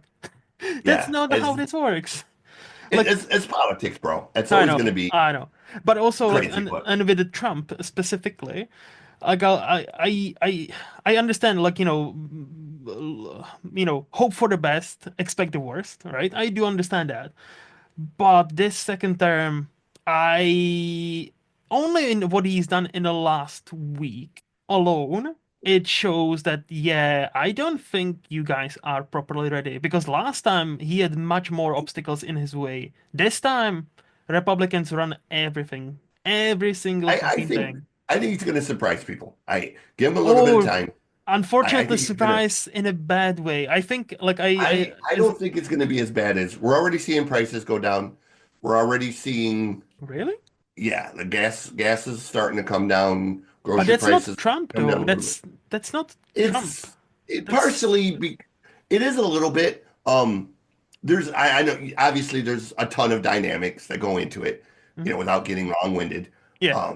But this is going to, and if he pulls off what he's planning, and I don't think he will, but if he pulls off eliminating the tax system and replacing it with a tariff system, it will literally free up hundreds of billions of dollars for people in this country. It will. I don't think that's gonna happen. Well, no. Look, it will I, I, happen. I I don't see it happening, but it would be the largest shock to the system.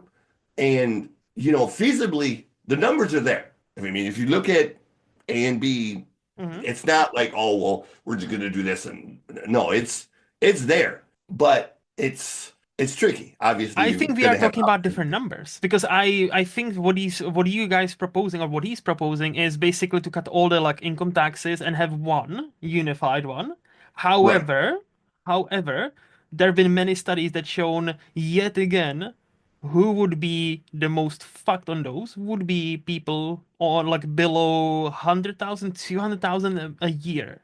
So yet again, he wouldn't help, and he's done it in his first term.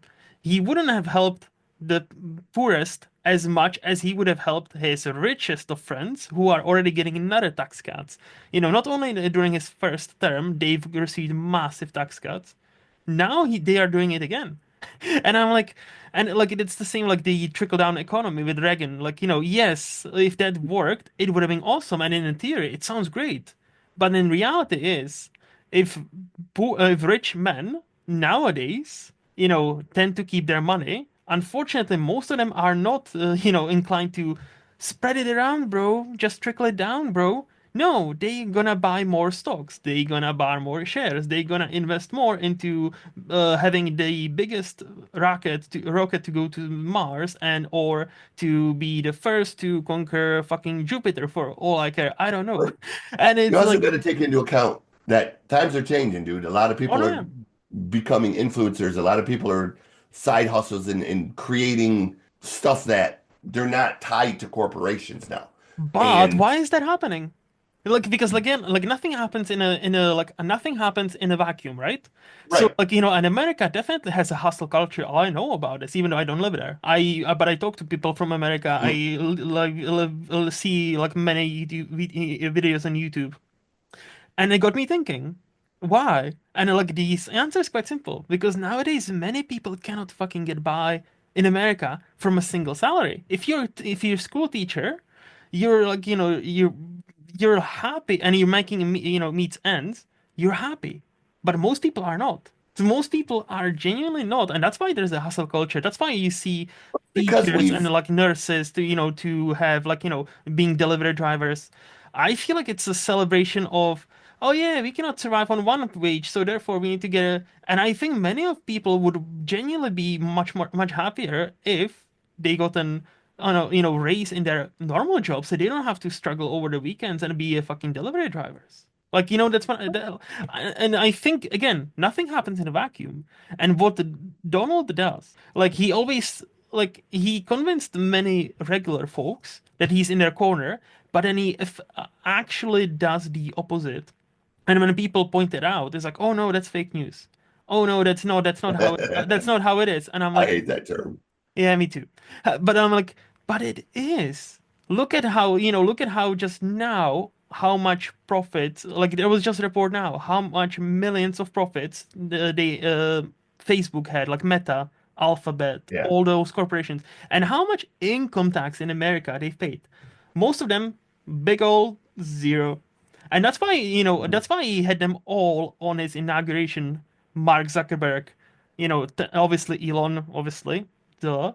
Oh, Like believe me, Jeff Bezos. Zuckerberg was not for Trump at all. Like Zuckerberg Well, is now he is. Elon was. Now Elon he was. is. Now, no, no, no, Well, no. But it's the thing. Now he is, and now they're well, all yeah, bending the because knee. he They are bending the because knee. yeah, because they know that look, So, they have so to or they've created coming. so. And yet again, this is the kind of paradox, isn't it? Because he's always like Trump is always like, I'm gonna fight for you. I'm gonna fight for you. I'm gonna fight for you. Yeah. And then he has literal It's oligarchs at his like inauguration where they're bending the knee, and then they are slowly shifting. They're removing protection for LGBT people, and they are doing this and they are doing this. Actually doing it, not people like, oh, you're scaring people. No, they actually like Google has removed their policy about LGBT people, and Amazon did the same thing day after the inauguration. How funny! That's such a big coincidence. it's I hate the fact one of the things I really truly hate about our political system Tell is me. we have locked ourselves into a two-party system here. Yes, unfortunately, that's the And problem. I if I were to ever have that kind of Mhm. power, Yeah.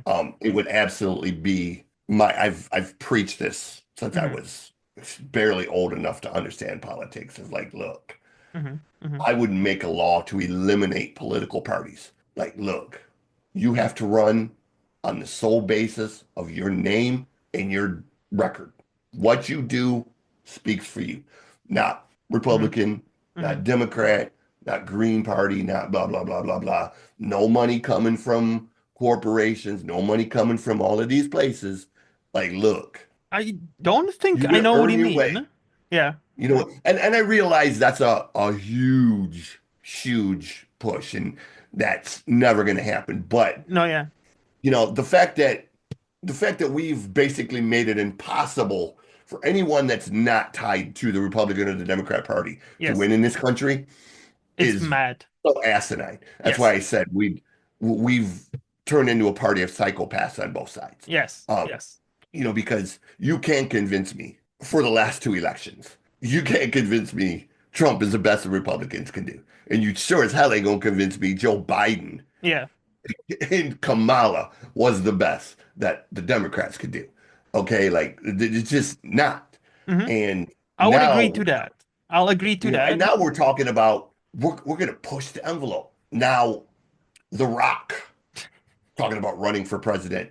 Uh, uh, Alice Cooper is talking about running for president. And I know, oh, it's tongue in cheek. Yeah. Is it? Because 8 years ago, we thought it was tongue in cheek that Trump was running for president. And Look at you how know, that if, worked out. but I'm saying if The Yeah. Rock ran for president, Like all I'm saying, look, dumb I would motherfuckers would vote for The Rock. Okay, like 100%. Oh no, 100%. you know what I I'm saying? So like I don't know, man. Like it's just I I've think kind of look, lost my faith in yeah, oh I get you. No, no, I get you. And I'll say two things, right? First things, like like how your system obviously is not the greatest, right. but I think only if you were to implement two changes, it could reap benefits fairly soon. First change, and I don't know how this is still legal and allowed and encouraged. You shouldn't be able to finance a politician, like period, or 100%. or introduce a law like in Australia has. Maximum amount you can contribute to any politician campaign is 20,000 or 10,000, whatever.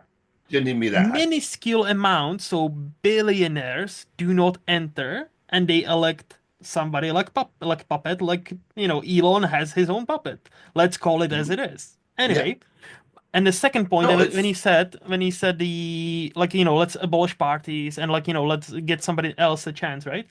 I don't even think we need to go that far. I was talking to Brian about this, Larson, who is quite pro-Trump, so we don't obviously see eye to eye there. But he okay. also said the two-party system, will destroy it. And I said, look, I think America is due for many European countries here have when it comes to your elections. So first of all, electoral college fucking bin that bullshit. That's bullshit and it's been bullshit for such a long time. Let's bin it.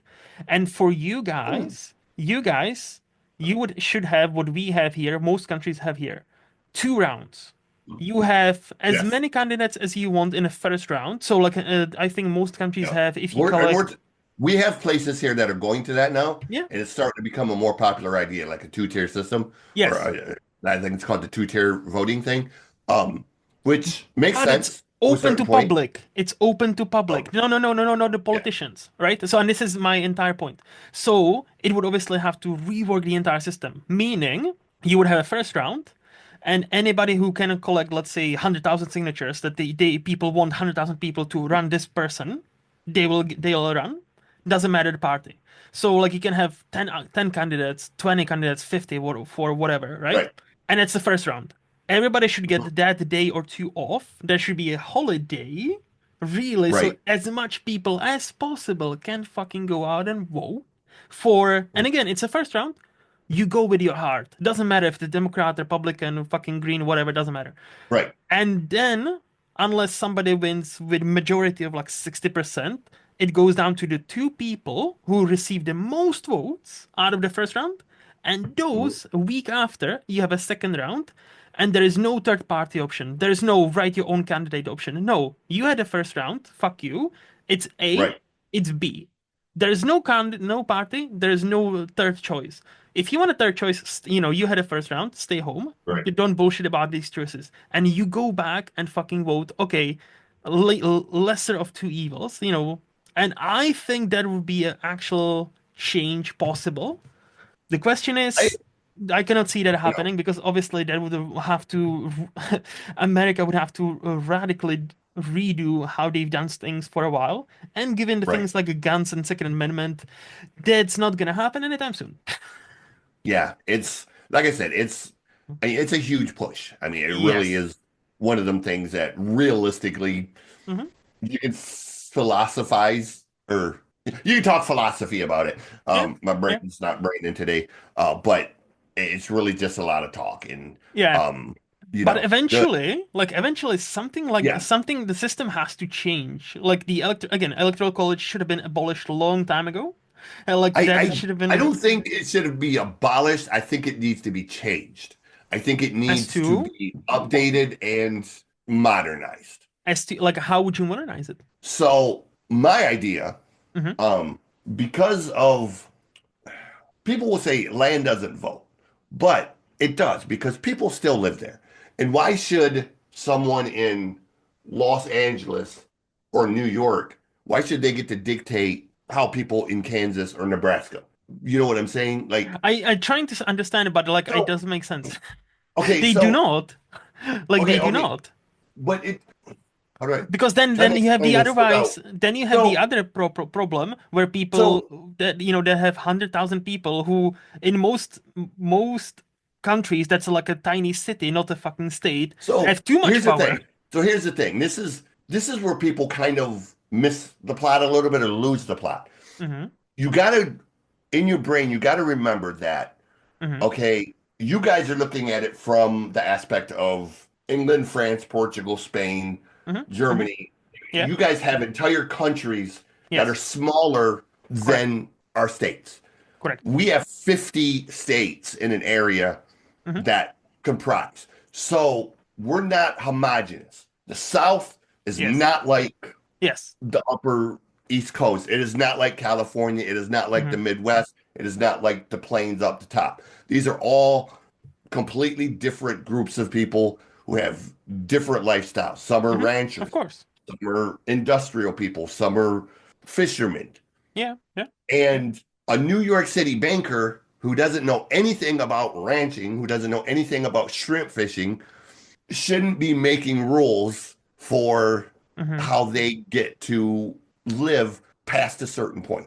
No, but Yes, you that's why can't. you have the state laws, right? But that's why you Well, do I have the mean, state right, and I agree. laws. State laws, you can't overfish, common sense Mm, shit. yeah. Yeah. Yeah. But again, if you go with just the majority vote, Hmm. then the big city is always going to outvote the entire rest of the country. Three cities in this country, Chicago, New York, and LA, could Hmm. completely outvote everyone else in this country. So no one else would even have a say. It would But always be what those three cities say. then yet again, that's not exactly true, is it? Because in California, there's what? If you look at the numbers in California from Electoral College, there's a significant chunk of Republicans. Not the entire California is Democratic, in the Well, same way and Texas, that's the other part of the equation is when you look not just in California, Hmm. Hmm. but in New York, Hmm. Yeah, yeah, in Maine, hmm, in Oregon, yeah, Washington, yeah. the politics the politics of California are dictated by LA and San Francisco. Now, Hmm. again, when you look at the demographics of the rest of California, Simi Hmm. Valley, the northern part, wine country, San Diego, all of that, that's all red. That's all conservative. Okay. But population wise, LA and San Francisco can simply outvote them numbers wise. So those people win and they control the state house and they get to make the rules. Like I understand what you're trying to say, but again, New I go York, back for to the example, state laws. Like again. New York, for example, Hmm. Hmm. New York has 37 counties. Okay. 32 of those counties are Republican controlled counties. Hmm. Only the counties from New York City are Democrat Okay. fortresses, so to Hmm. speak. Hmm. And because of the mass number of people in New York City, all of those people control the state house. Hmm.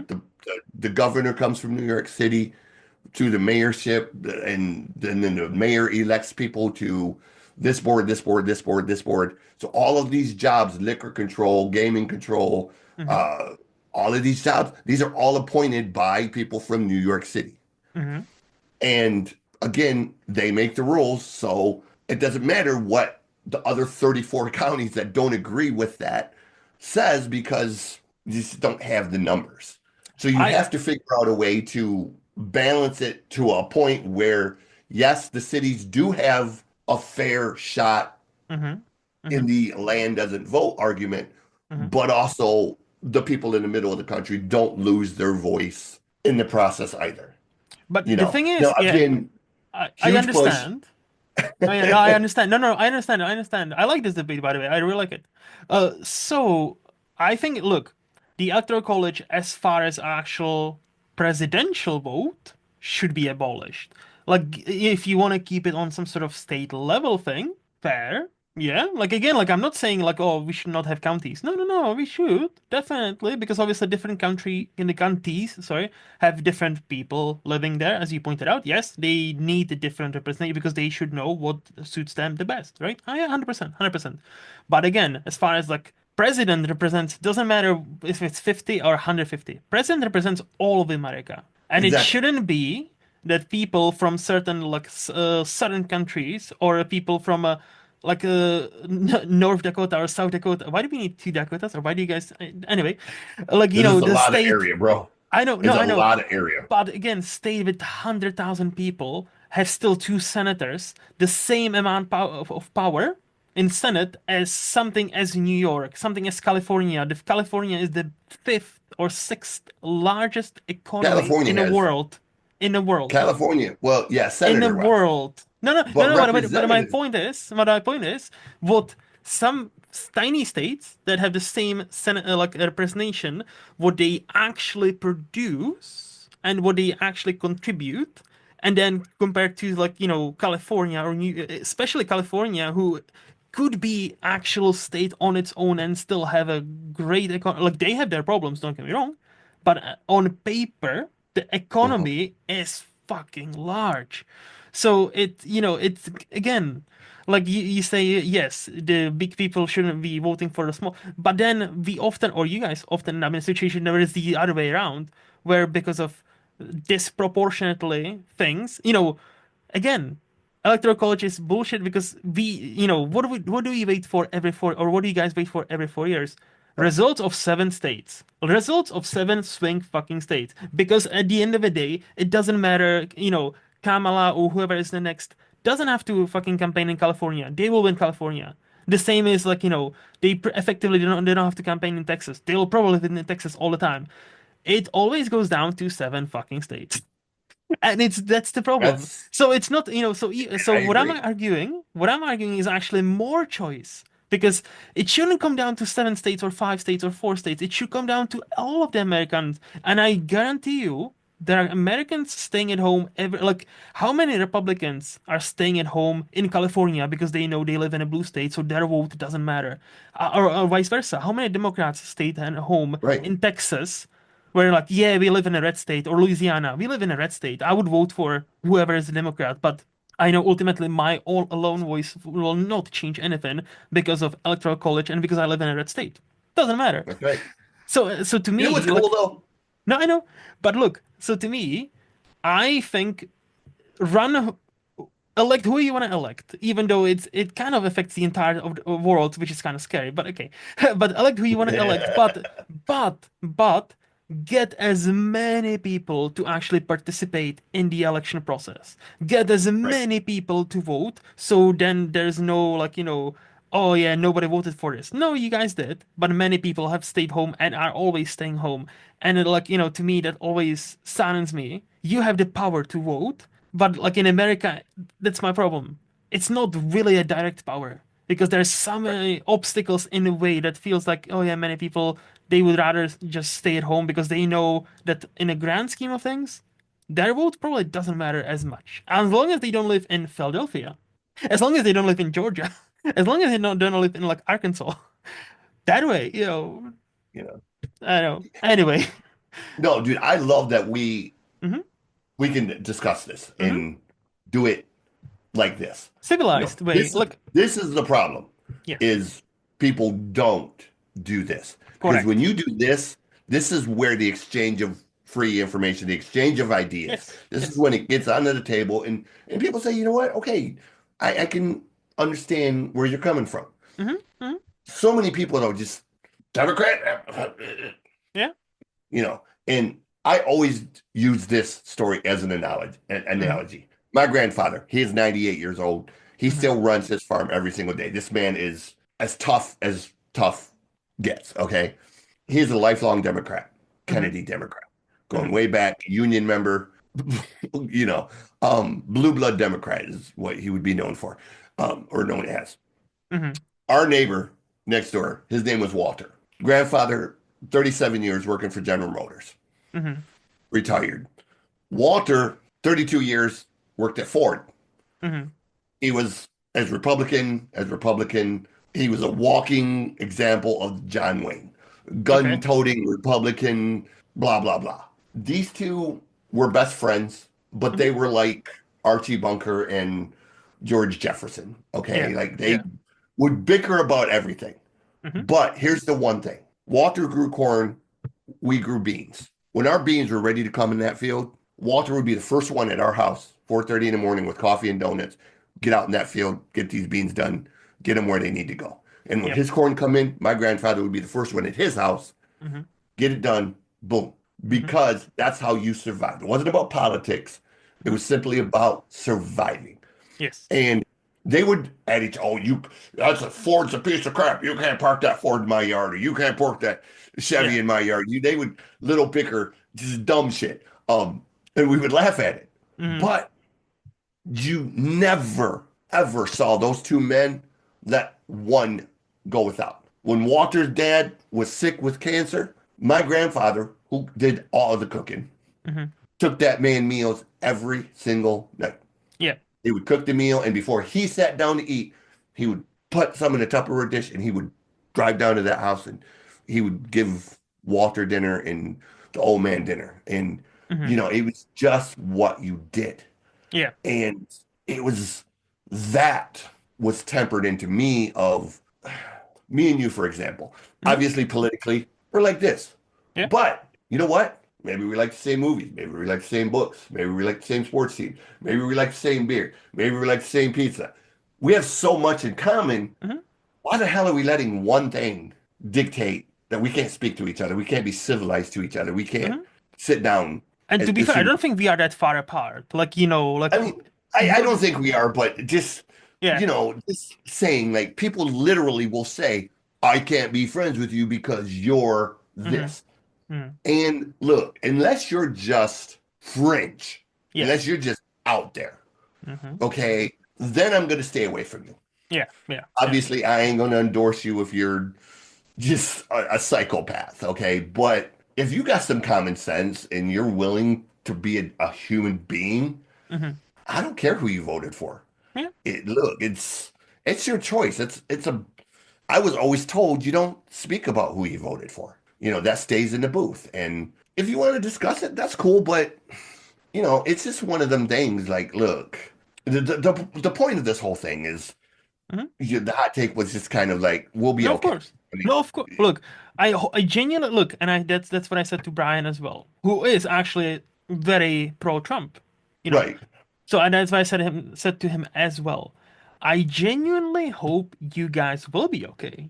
The I think first we will. the first week alone tells me you're not ready for what is coming, and I mean, look, and we survived the first 4 years, and he had a lot less idea then than he does now, and he had a I lot have worse people with him the first time than he did this time. I think So, it's the opposite, my dude. I think it's the quite opposite because now they have a roadmap and they have people in places where they need them to have it. But again, that's a whole another hour we can have about this. So right. I'll close this with Let's this. get to the movies, bro. Yeah, I was gonna say, I was gonna say, I'm dying to do this movie stuff.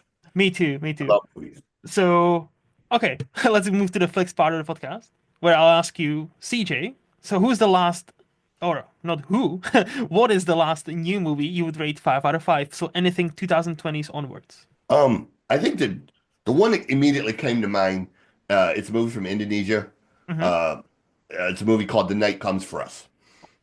Oh, Um, yeah, yeah. Okay. it has uh, Joe Taslim and Iko Uwais in it. Uh, it is ultra violent, Hmm. ultra gory. It's basically The Raid on steroids. Hmm. It is just so mind-bogglingly fast-paced, gory, and over the top that you're just like, holy shit, the whole movie, dude. I mean, that's why I said I love a great martial art flick, Hmm. but when I saw The Raid, I was like, okay, this is Excellent. this is it. Yeah, yeah. And then he did the Raid 2, and it Two. was like, fuck me, bro. Like, that was brutal. Mm-hmm. And then this movie come out, and it just made the Raid 2 look like a Disney movie. And Yeah. I was like, wow, bro. Like, this is just, it was like Texas Chainsaw Massacre in martial arts form, man. Mm-hmm. And it's a martial art movie. It's not high art, but it was one of the movies. The effects, the soundtrack, the camera movement with the drones and everything. It really, to me, just it checked all of those boxes of like, Yeah. this is just a complete. This is how you do an action movie, okay? Like this is it. Like I can't think of an action movie that is going to top this Okay. for a while and be coherent the way this was storyline wise. That's Um, been on my watch list for a while. Only thing oh, I'll dude, it's say, yeah. So only thing I'll say, this would be probably in a teen section because this is actually 2018 movie. So I was like, okay, oh, is I it? will. Yes, it is. Oh, I thought it come out after that. Nope, 2018. Damn. It's fine. It's fine. It's fine. It's Okay. fine. I It's fine. You can have apologize two. then, because You can have two. It's fine. It's fine. No, no, no. But like again, it's been on my, I believe, Netflix queue for quite some time, and I'm getting there. I am definitely getting there because I heard quite a few good things about that movie. So, it's crazy. Like, just be prepared. Like, it's not. oh, can Don't wait. have your kids around while you're watching it. Like, it is No kids not around. kid friendly. There's no kids Not a around. kid friendly movie. Like, if you have a little girl, she's gonna be like, "Why did his head just go high?"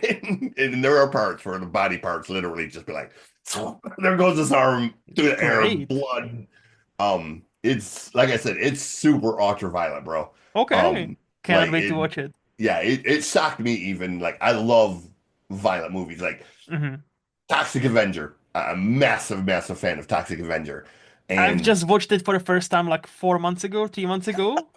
It's a movie for sure. It's a like it's it's a so bad, trauma it's movie. great. Yeah, kind Yeah, yes, one of those 100%.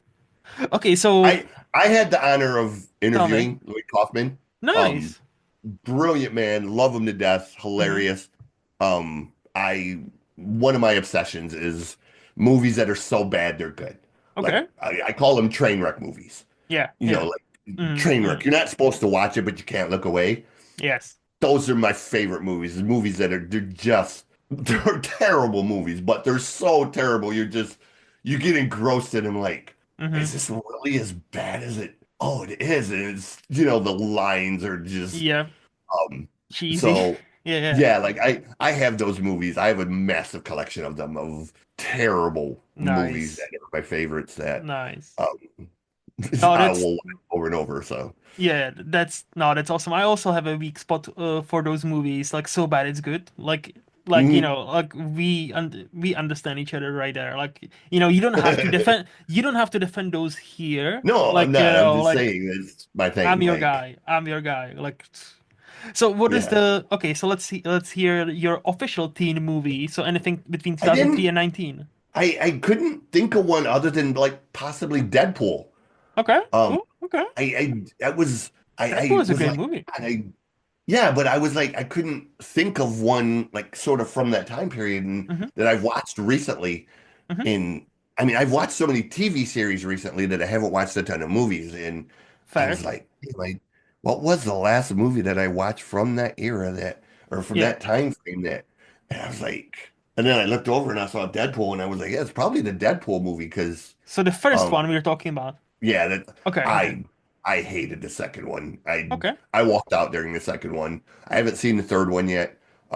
So we're working on that. What made you hate it? I just it seemed really discombobulated to me. Like it was kind of all Okay. over the place a little bit. And Really? also I wasn't feeling the best when I went to see it in the theater. Ah, okay, okay. So I was having a little bit of a time with the medication I was on. Mm. So I was struggling a little bit and it was just one of the I'm sure if I probably went back and rewatched it now, I would like it because I love Ryan Reynolds. Van Wilder and Waiting, two of my Hmm. favorite movies of all time. Okay. Um, love gross humor. Okay. You know, Okay. I love a dumb sex comedy, so Yeah. to speak. Yeah. And I'm a pop culture expert when it comes to Hmm. sex comedies. You Ah. know, if Okay. you want to talk about yeah, like you want to talk about Revenge of the Nerds, Porky's, Hmm. um, Hmm. Screwballs, anything like that, all week long. Yeah, yeah. Just again, terrible, stupid movies. Okay, so what is the last adult movie you would rate 5 out of 5? So anything between 2002 and 1975. So this is going to be a movie not a lot of people have seen. Hmm. Um, but it does star a very famous person that people love. It was one of Hmm. his earlier movies. Um, but it's a terrible, cheesy movie. But because of the culture and the genre that it's in, I give it a 5 out of 5 every time. It's a movie called The Van, um, Hmm. 1977. Okay. Um, so because I lived in California for a while Hmm. during that era, and I grew up in the era of over here it's known as the van culture. It is the old vans that were custom painted with, you know, Hmm. band logos or different Dungeons and Dragons designs, and the insides they were custom.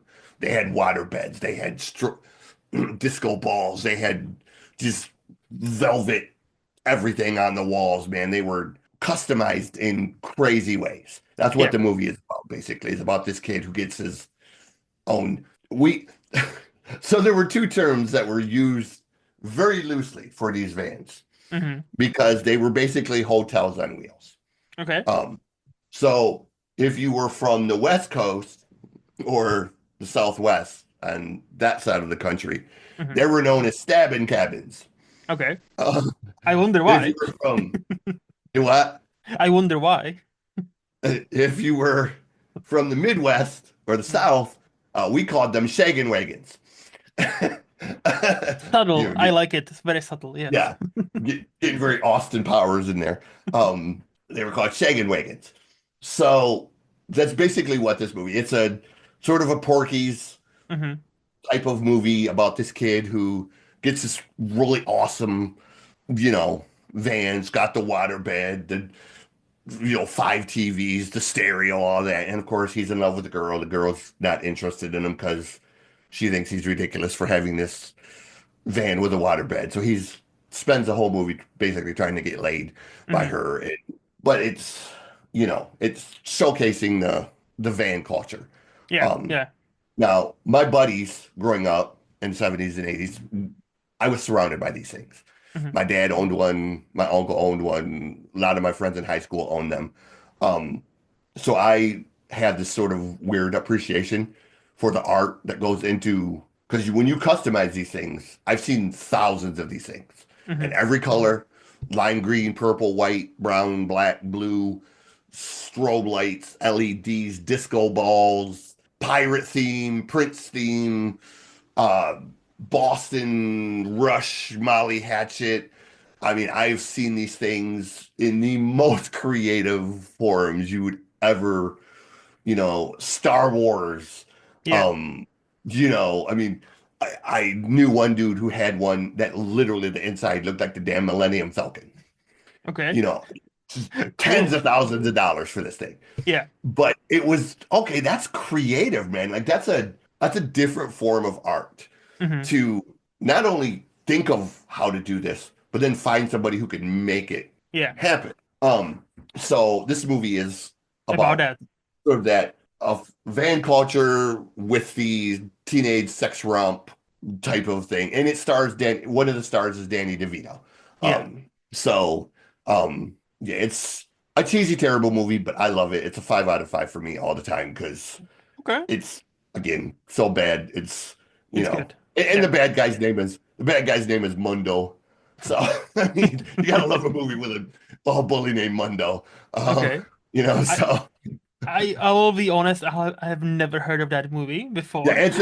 it's definitely like I said, it's one of the movies that 99% of people aren't gonna know, but Yeah. yeah, No, like, but I it love it. sounds intriguing to me. Yeah, Look, it's as a person who wants to see every movie ever made, it sounds intriguing. So, like, if I ever see it on like streaming anywhere, I'll you won't. definitely be like, oh yeah, that's what CJ was talking about. Let me give it a shot.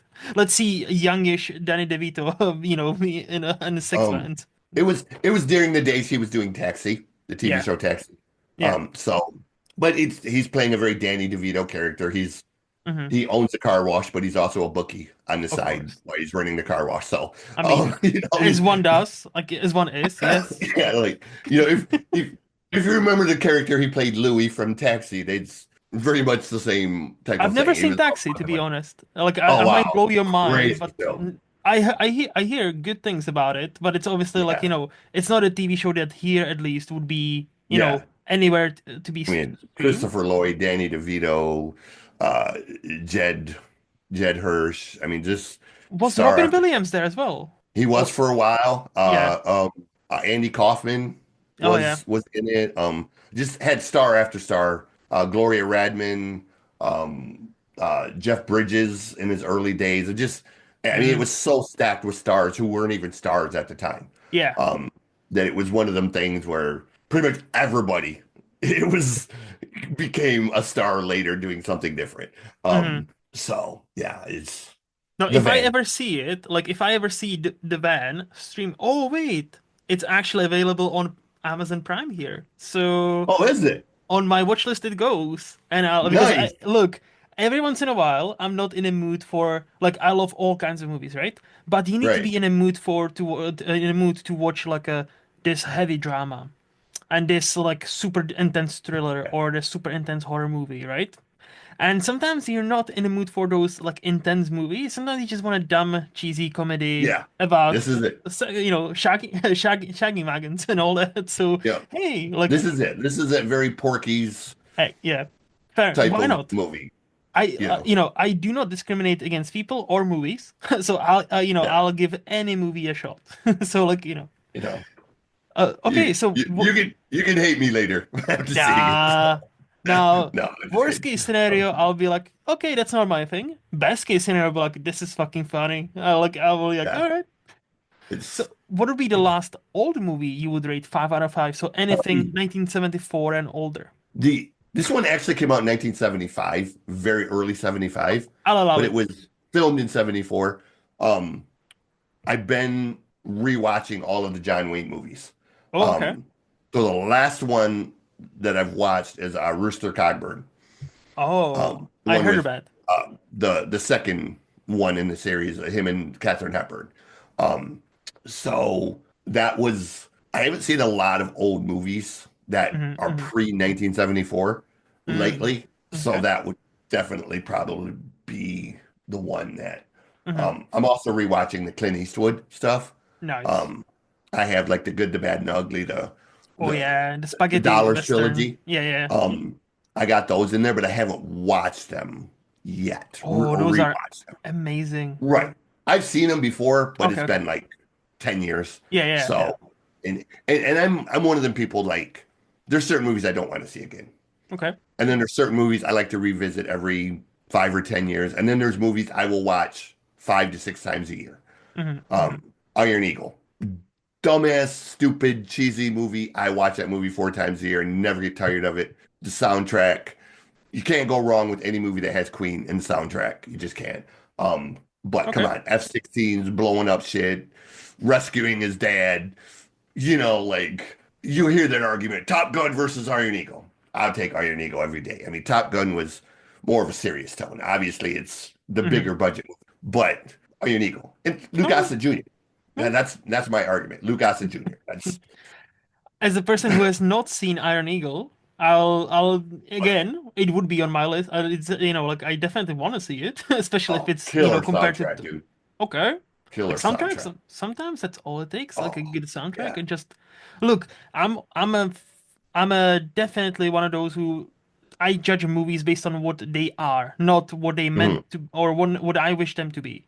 Meaning, if you give me a stupid sex comedy, but I have a blast, and if I have enough blast, I'll give it 5 out of 5. I don't give a fuck. Right, Like, if it actually entertains me and and fulfills its mission, whatever that right. mission is, I'm not too shy to rate it highly.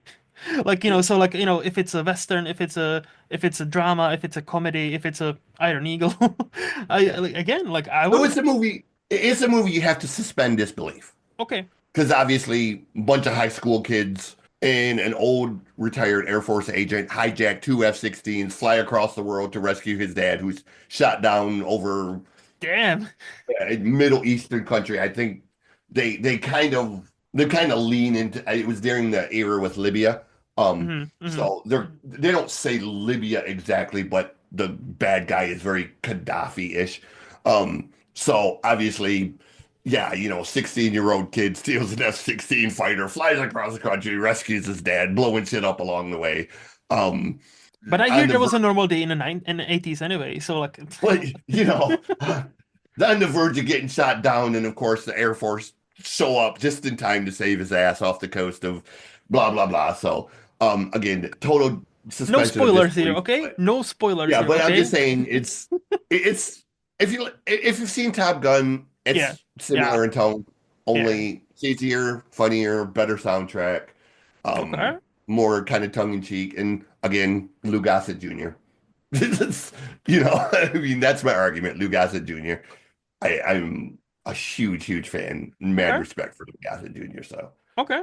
I'm making a mental note on my mental list. It goes where it's like, if I ever see it on streaming, I'm like, oh yeah, I remember our conversation. Let's I watch it. think I'm pretty sure it's on Amazon. I think I See, just watched here it's it. not. In the UK, I've checked, Oh, and I have an app that tracks, or I I have my streaming services on, and for UK setting, and right. so that's why I was so quick to discover the ban is actually on Amazon Prime. But Iron Eagle, That's funny. unfortunately, it's not. So maybe one day, Jeff Bezos. Maybe one day. Mm. Maybe. So what would you say is your favorite movie decade? Definitely the 80s. 80s. Okay. The 80s all the way, like without question. Great movies of from all of them, but the 80s gave us Goonies, gave us Gremlins, gave us I mean, just Ferris Bueller's Day Off, Pretty in Yep. Pink. Yep. Uh, Well, most of John Hughes, like really, like John but Hughes. I Yeah. mean, just beyond that, I mean, it's Breakfast just Club. so many Hmm. blockbuster E.T., Hmm. Hmm. uh, the later Star Wars movies, not the Yep. original one. That was late, 77. but Yep. I mean, there's so much during that era, man.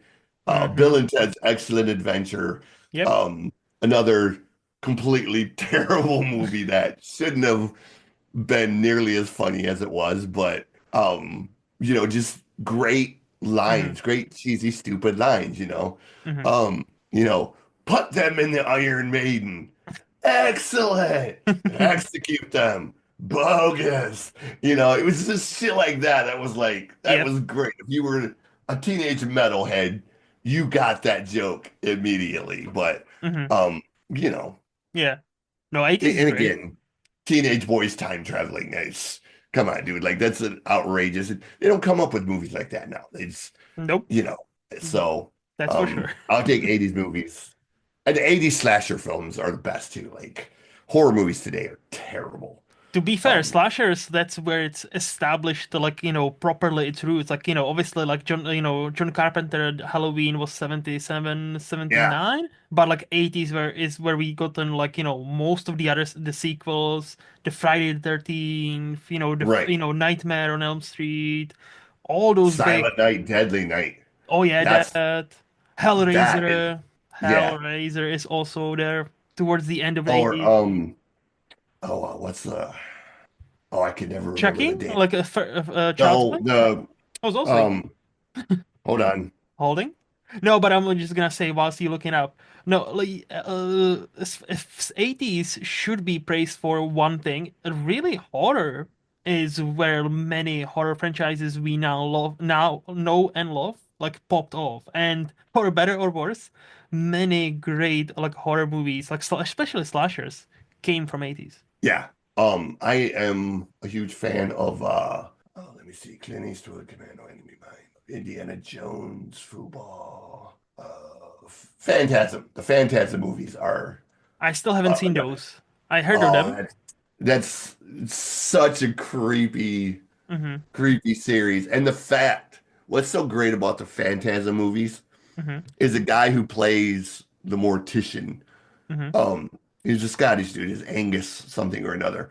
Okay. And he's big, lanky, just grotesque looking Hmm. guy.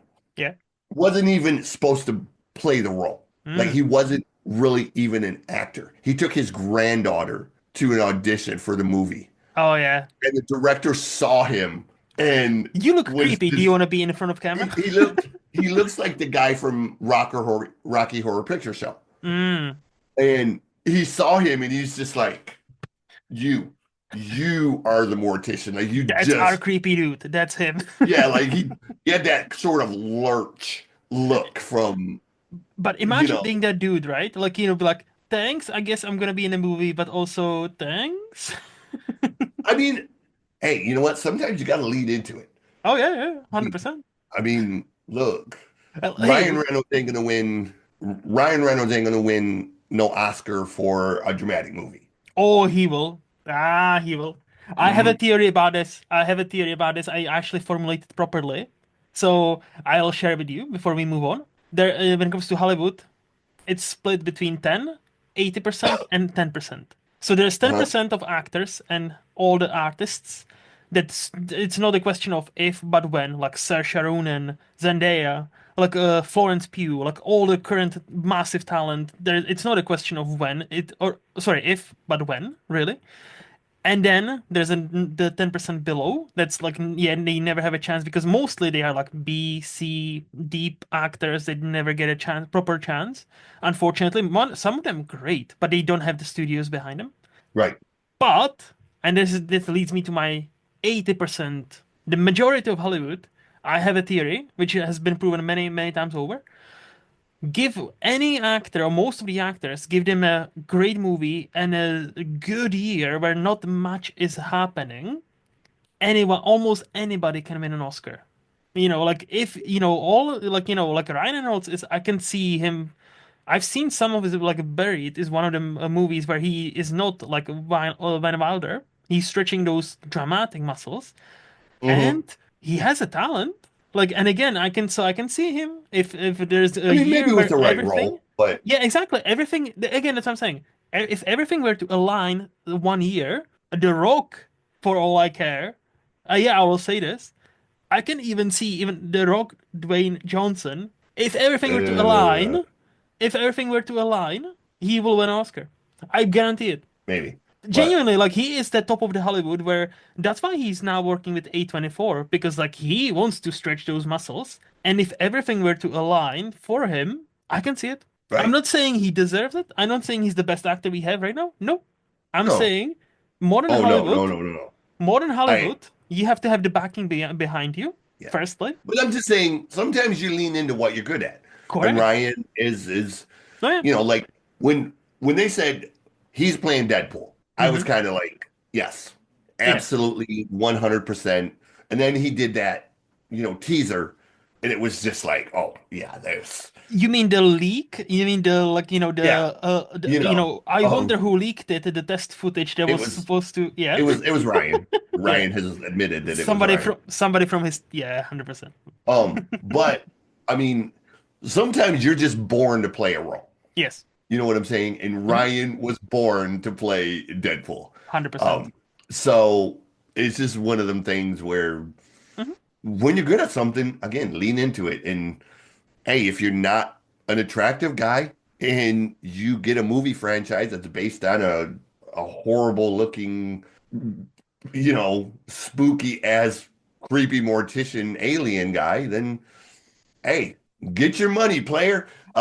You know. I was gonna say, like, if somebody spotted me on a street and be like, "Hey, do you want to be in a movie as this monster?" I'll be like, how much? How much were we Yeah. talking?" What are we talking here? Like one movie, two movie, three Yeah, movies, get distribution.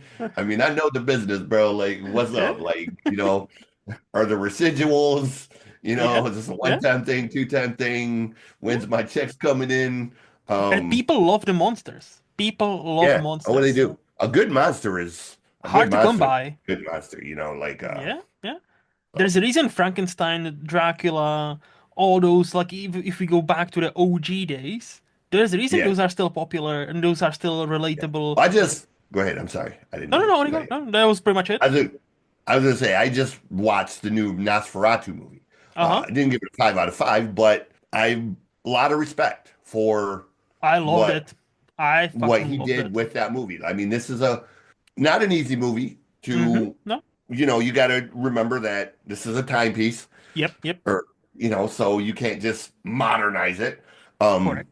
so you got a lot of working pieces, and um, Skarsgård is one of them guys who wasn't my favorite at first, but the more I see him, the more respect I have for him. Like he's really good at the little niche stuff that he does. So I have a lot more respect for him now than I did say 4 years ago or 5 years ago. I've had a Um, lot of respect for him, even because of the It and Pennywise. What he did with Pennywise, for many people, like he nailed it. Like even if I'm not as high on those movies, like the first one is almost there for me. Like the first one is almost there. I If I were to rewatch it, maybe I'll fully love it, but I really like it. The second one has its problems. It's a 3 hour movie that shouldn't have to be 3 hour movie, but that's near I here haven't there. seen either one, so So I've read a Pennywise. lot, but So like I've I had seen the a originals like back in yeah, the yeah. the eighth version, Tim Curry, but I Tim haven't seen the Curry, new yeah, ones. yeah. But I've seen, obviously the other stuff he's done, and again, it's Like to I me, don't dislike the guy, but yeah, I have a lot of respect. He's very good at playing yes, characters, yes, and he's getting better and better. He's growing into as he gets older, he's becoming much more confident and much more yep. presence wise. And what Um, he did with Nosferatu, holy yeah. fuck! Now, I cannot say the same about Nicholas Holt. Holt. There is something about him that I just don't Oh damn, like. you're one of the only people I know that are hating Just on my something boy about Nicholas. him that's What's just happening? so I don't know what it is about him. He just is not convincing as anything. Like in Renfield, he was just sort of this wishy-washy, and then in this one he was like wishy-washy, and then in Well, those were the roles. but Those I'm were the roles. saying, like, I don't know. I haven't seen him in anything that really makes me, Have you not seen you Mad Max Fury Road? know, I've seen what? Mad Max Fury Road? Mm-mm. Not yet. Oh, wait, what? I'm not Not talking. yet. Wait, I'm not talking about I've got it on Furiosa my from movie last list. year. I'm not talking about I've got Furiosa it on from. my movie list. I just haven't got to it yet. Okay, that's the You got to remember, movie. I got about 285 movies on my Plex Oh movie yeah, list, so fair, I fair.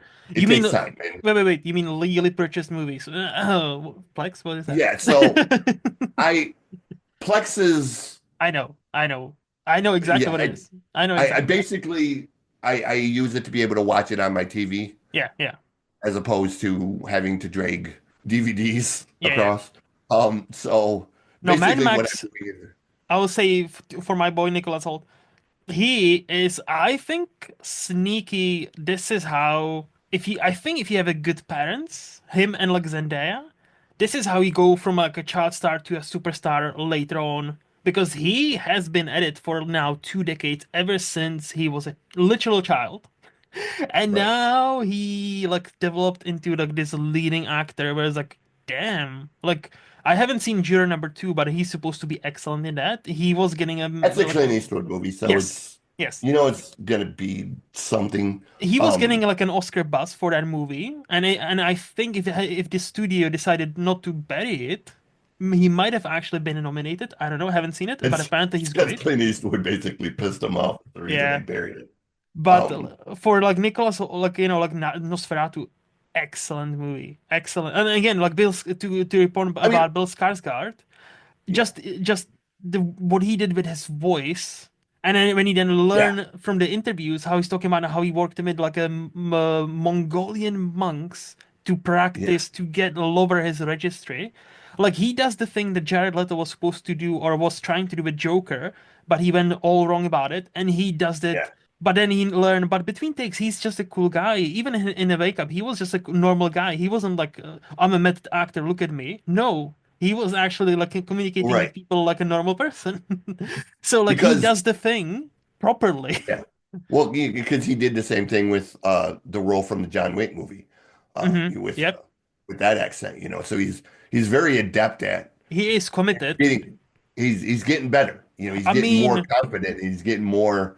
I will. He's Stellan Skarsgård's son, and Stellan Yeah, Skarsgård is one of the best European actors we've ever had. So, like, yes, like I would put him up yeah, there. Like, as far as like European, like actors, Stellan Skarsgård is a top fucking class. yeah. So he comes from a royalty in that way, and Nice. I'm happy that he is striving, and I'm hoping because of Nosferatu he gets more roles where people can Yeah, actually differentiate that's actually him, not put on a mask and prosthetics yeah. and all that.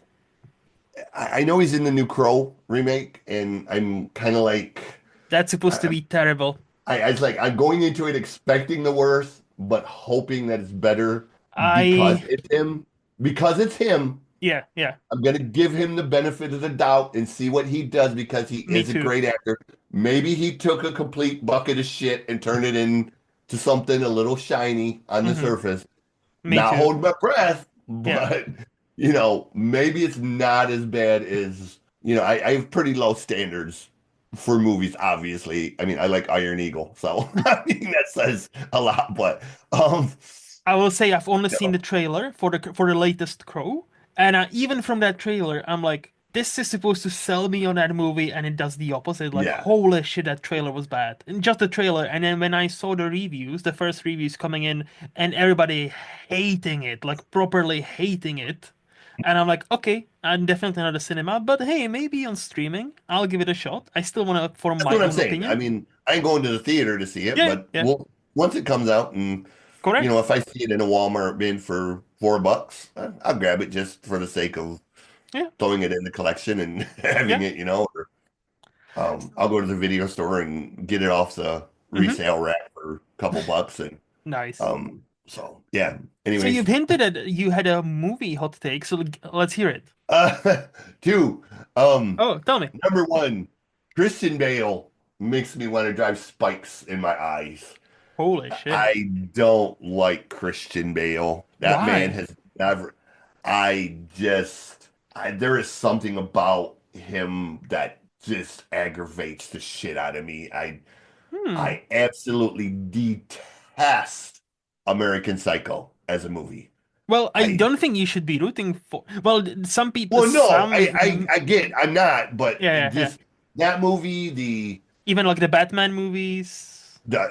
again, don't like the Batman movies. The Reign of Fire movie with him and Matthew McConaughey. I've actually seen that. Enjoyed Yeah. the movie. That wasn't completely terrible, but Hmm. Hmm. that movie really was carried by Matthew McConaughey and a lot of the other characters other than Christian. Um, like it was just he's just one of them actors I don't enjoy. And I know Okay. people and again, respect where respect is due. Christian is gonna be Christian. Um, Hmm. Hmm. but not going to be the guy that I ever intentionally watch one of his Okay. movies. Um, I will say this. I will say this. I like him.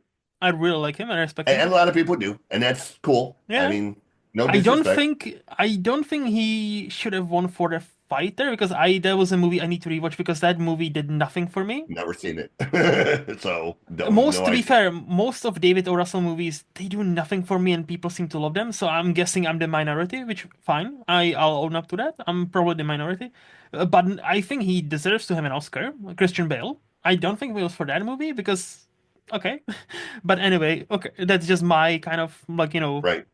What's the second one? You said you had two. Um, anything with Seth Rogen is that's a hard Another no one for. who just like, nah, no, no. Yeah, um You mean you don't he's like? been so he's been in movies that I like. Okay. But he just kind of gets on my nerves. Like he's always got something stupid to say somewhere along the way. Like Mm-hmm. you know, he'll take like a bunch of good lines and then he'll say something completely freaking random and stupid Mm-hmm. to like make him look like an asshole. And it's just like, dude, just learn to shut up sometimes. Like less is Okay. more. Okay. Like, obviously Pineapple Express was a funny movie. Um, and a few others. Mm-hmm. So when he's playing sort of the supporting role, Mm-hmm. I don't mind him. Mm-hmm. But anything where he's a lead in it, I'm just kind of like, yeah, not gonna be my thing. Okay. So I you will know, say to this, I'll say, uh, as far as like mid 2000s to like late. 2010s or like mid 2010s. I kind of am net neutral on. I don't hate him. I don't love him, but I'm Right. fine. Like, but I like lately he's on one of those comedic actors who started to also stretch his like acting muscles and taking on more That's cool. dramatic roles. And I in those roles he's surprisingly decent. I don't know if you've seen it. Well, you're in a big into TV shows. Have you seen the Pam and Tommy TV show about Pamela Anderson and the sex tape? Uh, So he is in that. He also produced it, if I'm not mistaken, and he okay. plays one of the main characters, and he's surprisingly decent. Like he's not that funny in that. Like he's got some I funny mean, I'm moments. glad he's stretching his Yeah. things, and So I'm just saying, I'm like if you like give him a chance from the last, let's say, six yeah, years or so, like if you're referring to the period of like 2004 to 2015, yeah, I see it. I I see it. am very interested. I know Mm-hmm. it's sort of his pet project. Yeah. Um, he's working on. He wants to do a modern version of the Green Hornet, Oh and yeah. I at first was kind of like, no, Mm-hmm. no. Mm-hmm. But then I realized, you know what? He's a certified comic dude like Yes. Ryan, like Kevin Smith. Yeah. So and this is a pet project. So he's going to put a lot of respect and a lot of, into this just because it's something that is passionate to him. Mm-hmm. So I was kind of like, you know what? 'Cause I really like the old Green Hornet TV Okay. shows. It's just because Bruce Lee. Mm-hmm. But we'll see what happens, and maybe it'll surprise me because there were a few comic related things that I didn't have high hopes for. That Mm-hmm. when John Favre or Favreau. Favre, however you say Favre, it, yeah. Mm-hmm. um, I didn't have high hopes for a lot of his stuff because he was a comedy actor. Yes. And the fuck you know about comic books? And then he's done some really good He's stuff. And delivering. I was like, okay, well, okay, cool. So maybe. Mm-hmm. I'm not completely closed-minded to Seth, but he's Oh, just not going to be my number one choice. Like fair.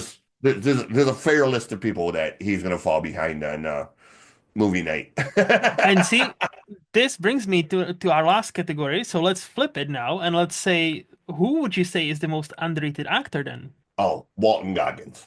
Oh, nice. Nice. That's a good Across the choice. board.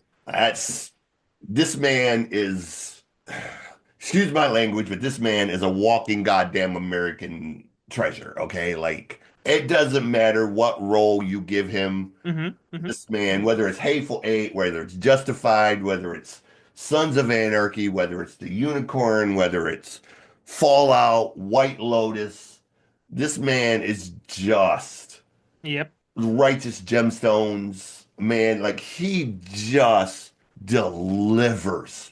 Mm-hmm. And Mm-hmm.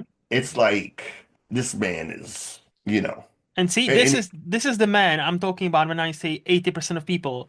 Give him a good movie, give him a one good year, he yeah, can win oh an yeah, Oscar. He can oh, definitely, he's hands got the down, chops. He's got the hands chops. down. He just needs to have a I backing behind him. Yeah, like it's not a question of if Walton's going to win one. It's simply When? when that, Oh, so for yeah, you, it's simply when he's going to get that role that is so for you, in that he's in that category that he's 10%. nominated. Okay, so for you, he's in that 10% of like if it's not if but when. Okay, I get it. Yeah, Nice. absolutely. I mean, uh, Hateful Eight, for example, Oh yeah. should have won a ton of awards, barring the fact that A, it was Quentin Tarantino, Mm-hmm. who's never going to win awards, and two, it was ultra violent.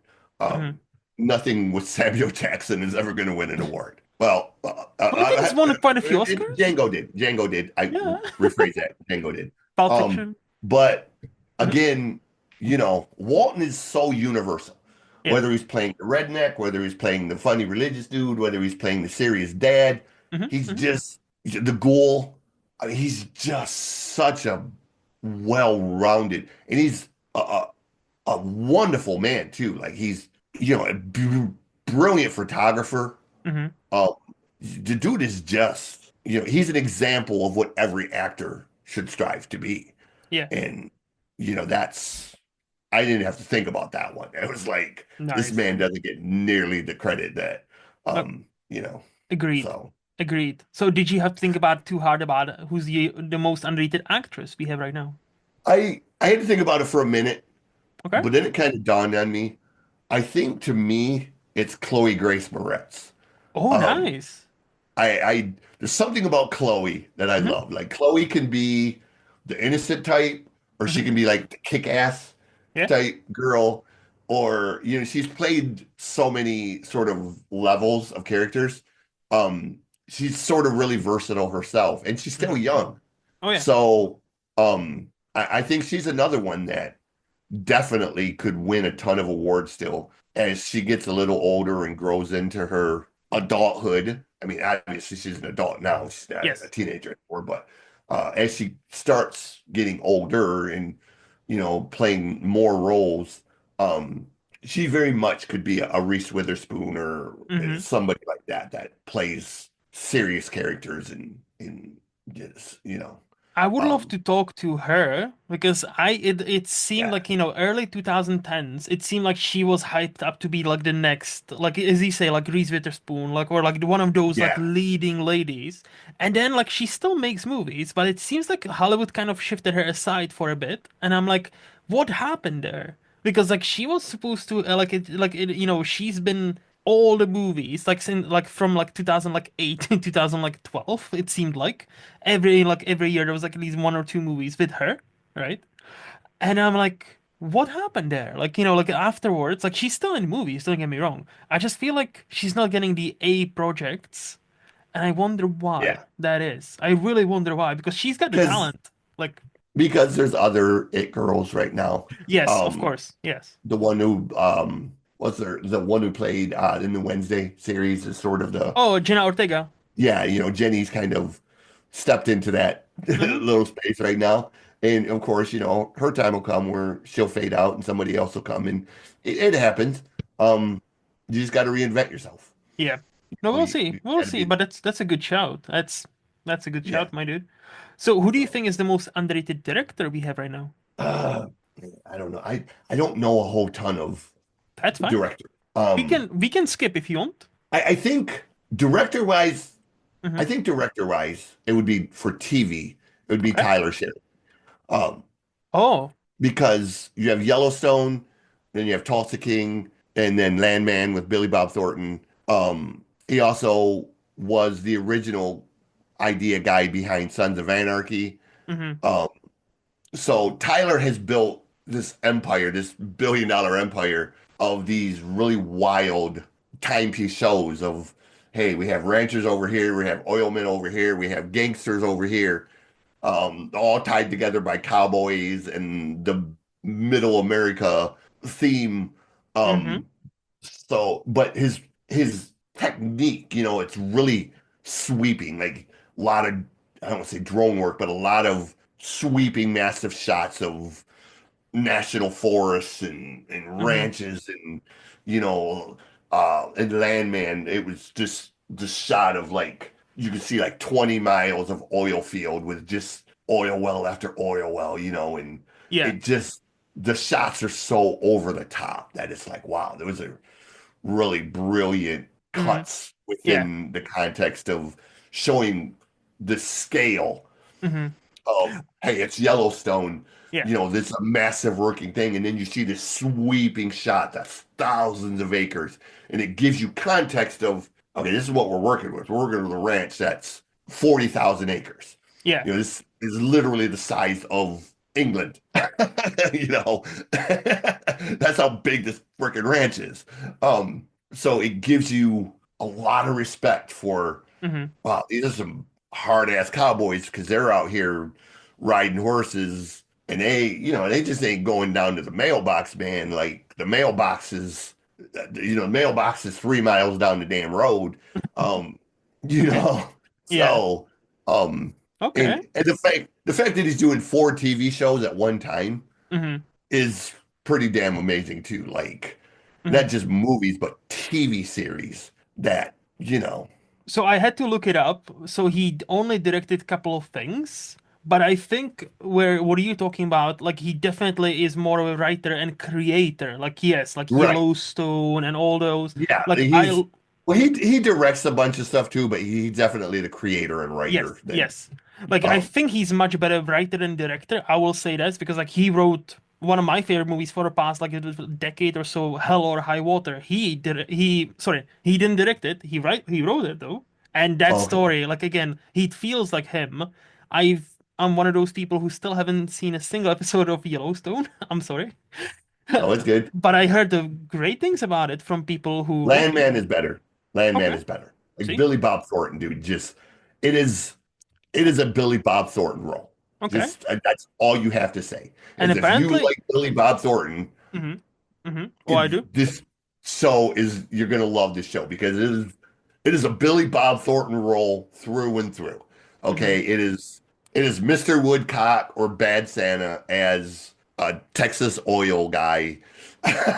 Yeah. You know, and I mean, he's serious, but he's still got that smart remark. He's still got that sort of off the rails alcoholic hmm crazy ass thing that Billy Bob has cornered the market on.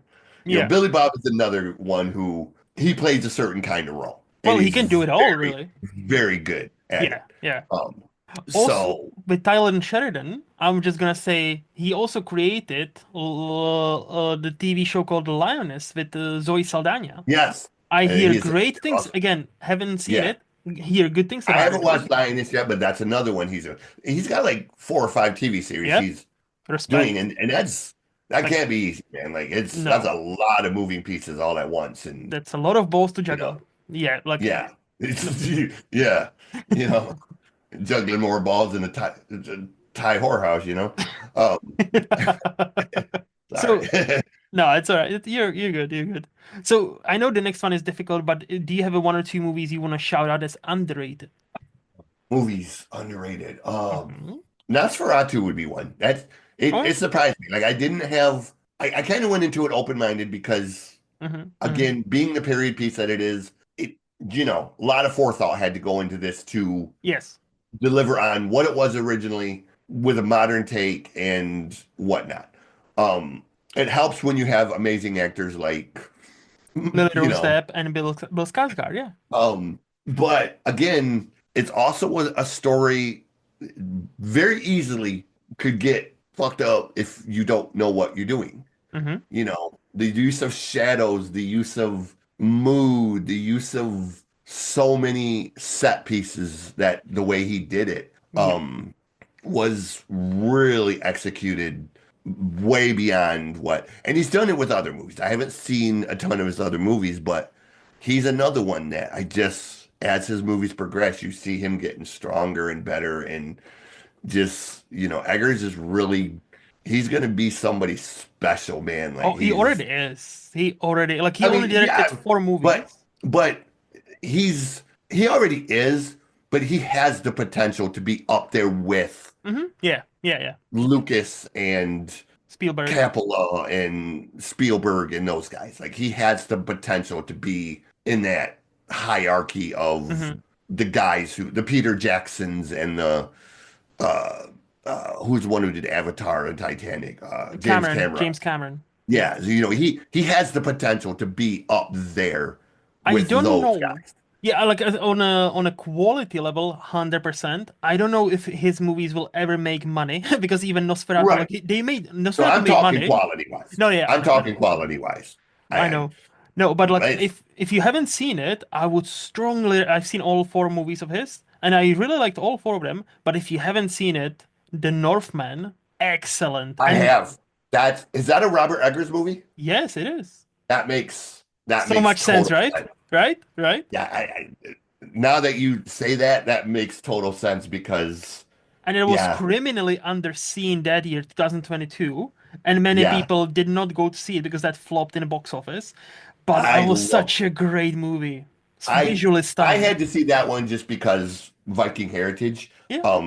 But yeah, that was another movie that was just so, Yep. the visuals, the use of shadows and Uh-huh. Uh-huh. mood was like, oh, yeah, this is That this is one how you take when create they attack the suspense. village, like the one take, there's like a one take where it takes like 2 or 3 minutes, unbroken shot, and they attack the village. So they had to rehearse all the action and then it's like, like 3 minute long take. I'm like, holy fucking shit. This dude Yeah. knows what he's doing. Like he's Yeah, flexing that's those what I'm saying. muscles. Like he's flexing That's those what I'm muscles. saying. It's he may not make $100 million movie, Hmm, hmm. but he's, quality wise, he's Oh yeah. absolute ability to be up there with. And the last two movies, The Northman and Nosferatu, they might not cost it 100 million, but they fucking look like they costed Right. million. Like they look expensive, and that's not an easy feat. Like they do look insanely great. So I know the next one, or no, actually the next one should be easy for you because you're the TV show guy. Mhm. So what do you think is the most underrated TV show in your? Justified. Okay, Justified. still haven't I seen it. um But I know of I've heard this from many yeah. people like yourself who are Boyd singing Crowder praises. is Boyd Crowder is the greatest TV villain, TV character Hmm, hmm.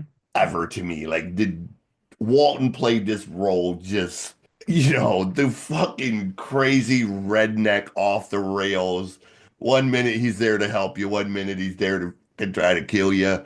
Hmm. Um, I mean, he just played the shit out. This is a role that he was supposed to have about 2 minutes worth of lines in the first episode. Okay. That's it. That was his entire involvement was supposed to be 2 minutes in the opening montage. Hmm. But it was so powerful the way he did it that they said, you know what? I'll put you in another episode. Yep. And then he just ran with it. And like they told him what to do in the opening montage. Hmm. And Walton said, hey, do I get a little bit of free range here to Hmm. do something? Yeah. So the original opening is he pulls up in the truck, he gets out, takes the rocket launcher out of the back of the truck, and he's supposed to shoot the rocket launcher and blow up the church. Hmm. But they said, yeah, you have liberty to ad lib a little bit. So he gets out of the truck, he lights a cigarette, and he's standing in the dark. And all you see is the tip of the cigarette. He takes the rocket launcher out, he points it at the church, and he screams, fire in the hole! Boom! And the church is, and immediately you're just like, oh shit. Because Hmm. Fire in the Hole, this whole series is based around Kentucky coal mines. Yeah. Fire in the hole is what you scream when you blow up the mine. Yeah. So this became sort of a catch line for him of it was a chaos move. He Hmm. would blow up a church while his buddies robbed the bank. Hmm. And it was become this recurring theme throughout the thing. And then he just got crazier and crazier. And it to me, it's the greatest role.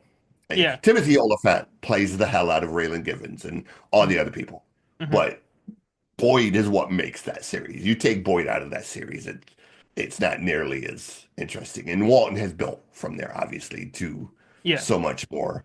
Um, so Justified is a series that, you know, it's again striking, Hmm. funny but dark, violent. Checks all of the great boxes for what a series is just, Hmm. No, like dramatic. when it first came out, it didn't really appeal to me. Like I've always knew about it, but for some reason it never appealed to me. But the more like the older I get, the more people I hear, like yourself, singing praises about that show and how fucking awesome it is. So I'm like, Yeah, it I is. do need to go back to it, and I actually want to watch it from the start, obviously. And I actually want to see it for myself because Timothy Olyphant is great. Walter Goggins is great. Like many people, I know there are many more people who are in the show that are also Yeah. great actors. So yeah, again, it's on my radar. It's just like so much stuff to watch. You know what I'm Hmm. talking about. So it is what it is. Well, CJ, this has been a blast. Thank you so much for your time. Honestly, I had a great time. Before we say goodbye, do you have a question or two for me? Because like I've asked you so many questions and I you've been patient enough to answer all I of I them. don't have any questions really. That's all right. That's I okay. uh I had a blast doing this and Thank you. I sorry it's 3 hours long. That's all But I great. All this good. has been the most fun I've had in so long and Oh, it's a great way to sort of get over pneumonia. Um so You heard it Thank for, you here. for You heard it here first, folks. This show cures what I cannot pronounce. So medically approved. For legal right. purposes, no. No, thank you. Yeah, I mean, No, honestly, I had a no, blast. thank you for having me on here and giving me a chance. And I hope you can come on my show. And Sure. I've got tons of ideas about movie and pop culture and Okay. different Okay. things that We can talk. um, We can talk. I, No. uh, I've got I've got an idea for a show that I've wanted to do for a long time. I just need people who Okay. know about movies. I We don't can have a talk ton. off the air. We can talk off the air, Yeah. not to spoil So anything. But it would be a perfect idea that you would love. okay, Um, I'm excited. So for the listeners, if they are new to you, what's the best place to catch you on? Like if they want to follow you. just look up Music God CJ Plain as you see it on the screen. Hmm. You'll see my YouTube channel, my Facebook, my TikTok. Okay. It's all there. You'll see all the reaction videos. The podcast that I do is called The Noise Report. That's where I interview Hmm. people very much like this, musicians, actors, book people, Lloyd Kaufman. I got to Nice. do Lloyd Kaufman. That was surreal to me because Lloyd is one of my. I would almost put Lloyd up there as an underrated director, Hmm. minus the fact that his movies are just Excellent. quality wise Yes. or not. You know, Yeah. Yeah. it would be unfair to try. It would be unfair to say Lloyd is on the level of Quentin or Kevin Smith or somebody like that. You know, Hmm. I'm realistic in the I'm not I'm crazy. I'm not insane. Um, but Yeah, I get it. Lloyd is one of them guys I admire just because he works with nothing and he Hmm. creates the most over the top, grotesque, whether it's Toxic Avenger, whether it's Class of Nukem High, whether it's all of the other stuff that he's done in Tromaville. Yeah. Um, Yeah. I love that the creativity and the just complete outrageousness of throwing the rules out the window. Hmm. Um, No, okay. So, okay. Well, thank you. Some of these links will be down below. So, so guys can check you out and see what are you up to. For me, as always, In Movies Lost on Letterboxd, lostinmovies.co.uk is my blog, or here every other Friday with a new guest. This podcast is part of SPDM Crew Podcast Media, and a special thanks goes to Highflyer Creative for designing my logo. To see what else they have happening, visit highflyercreative.com. And that's all. So until next time, bye bye.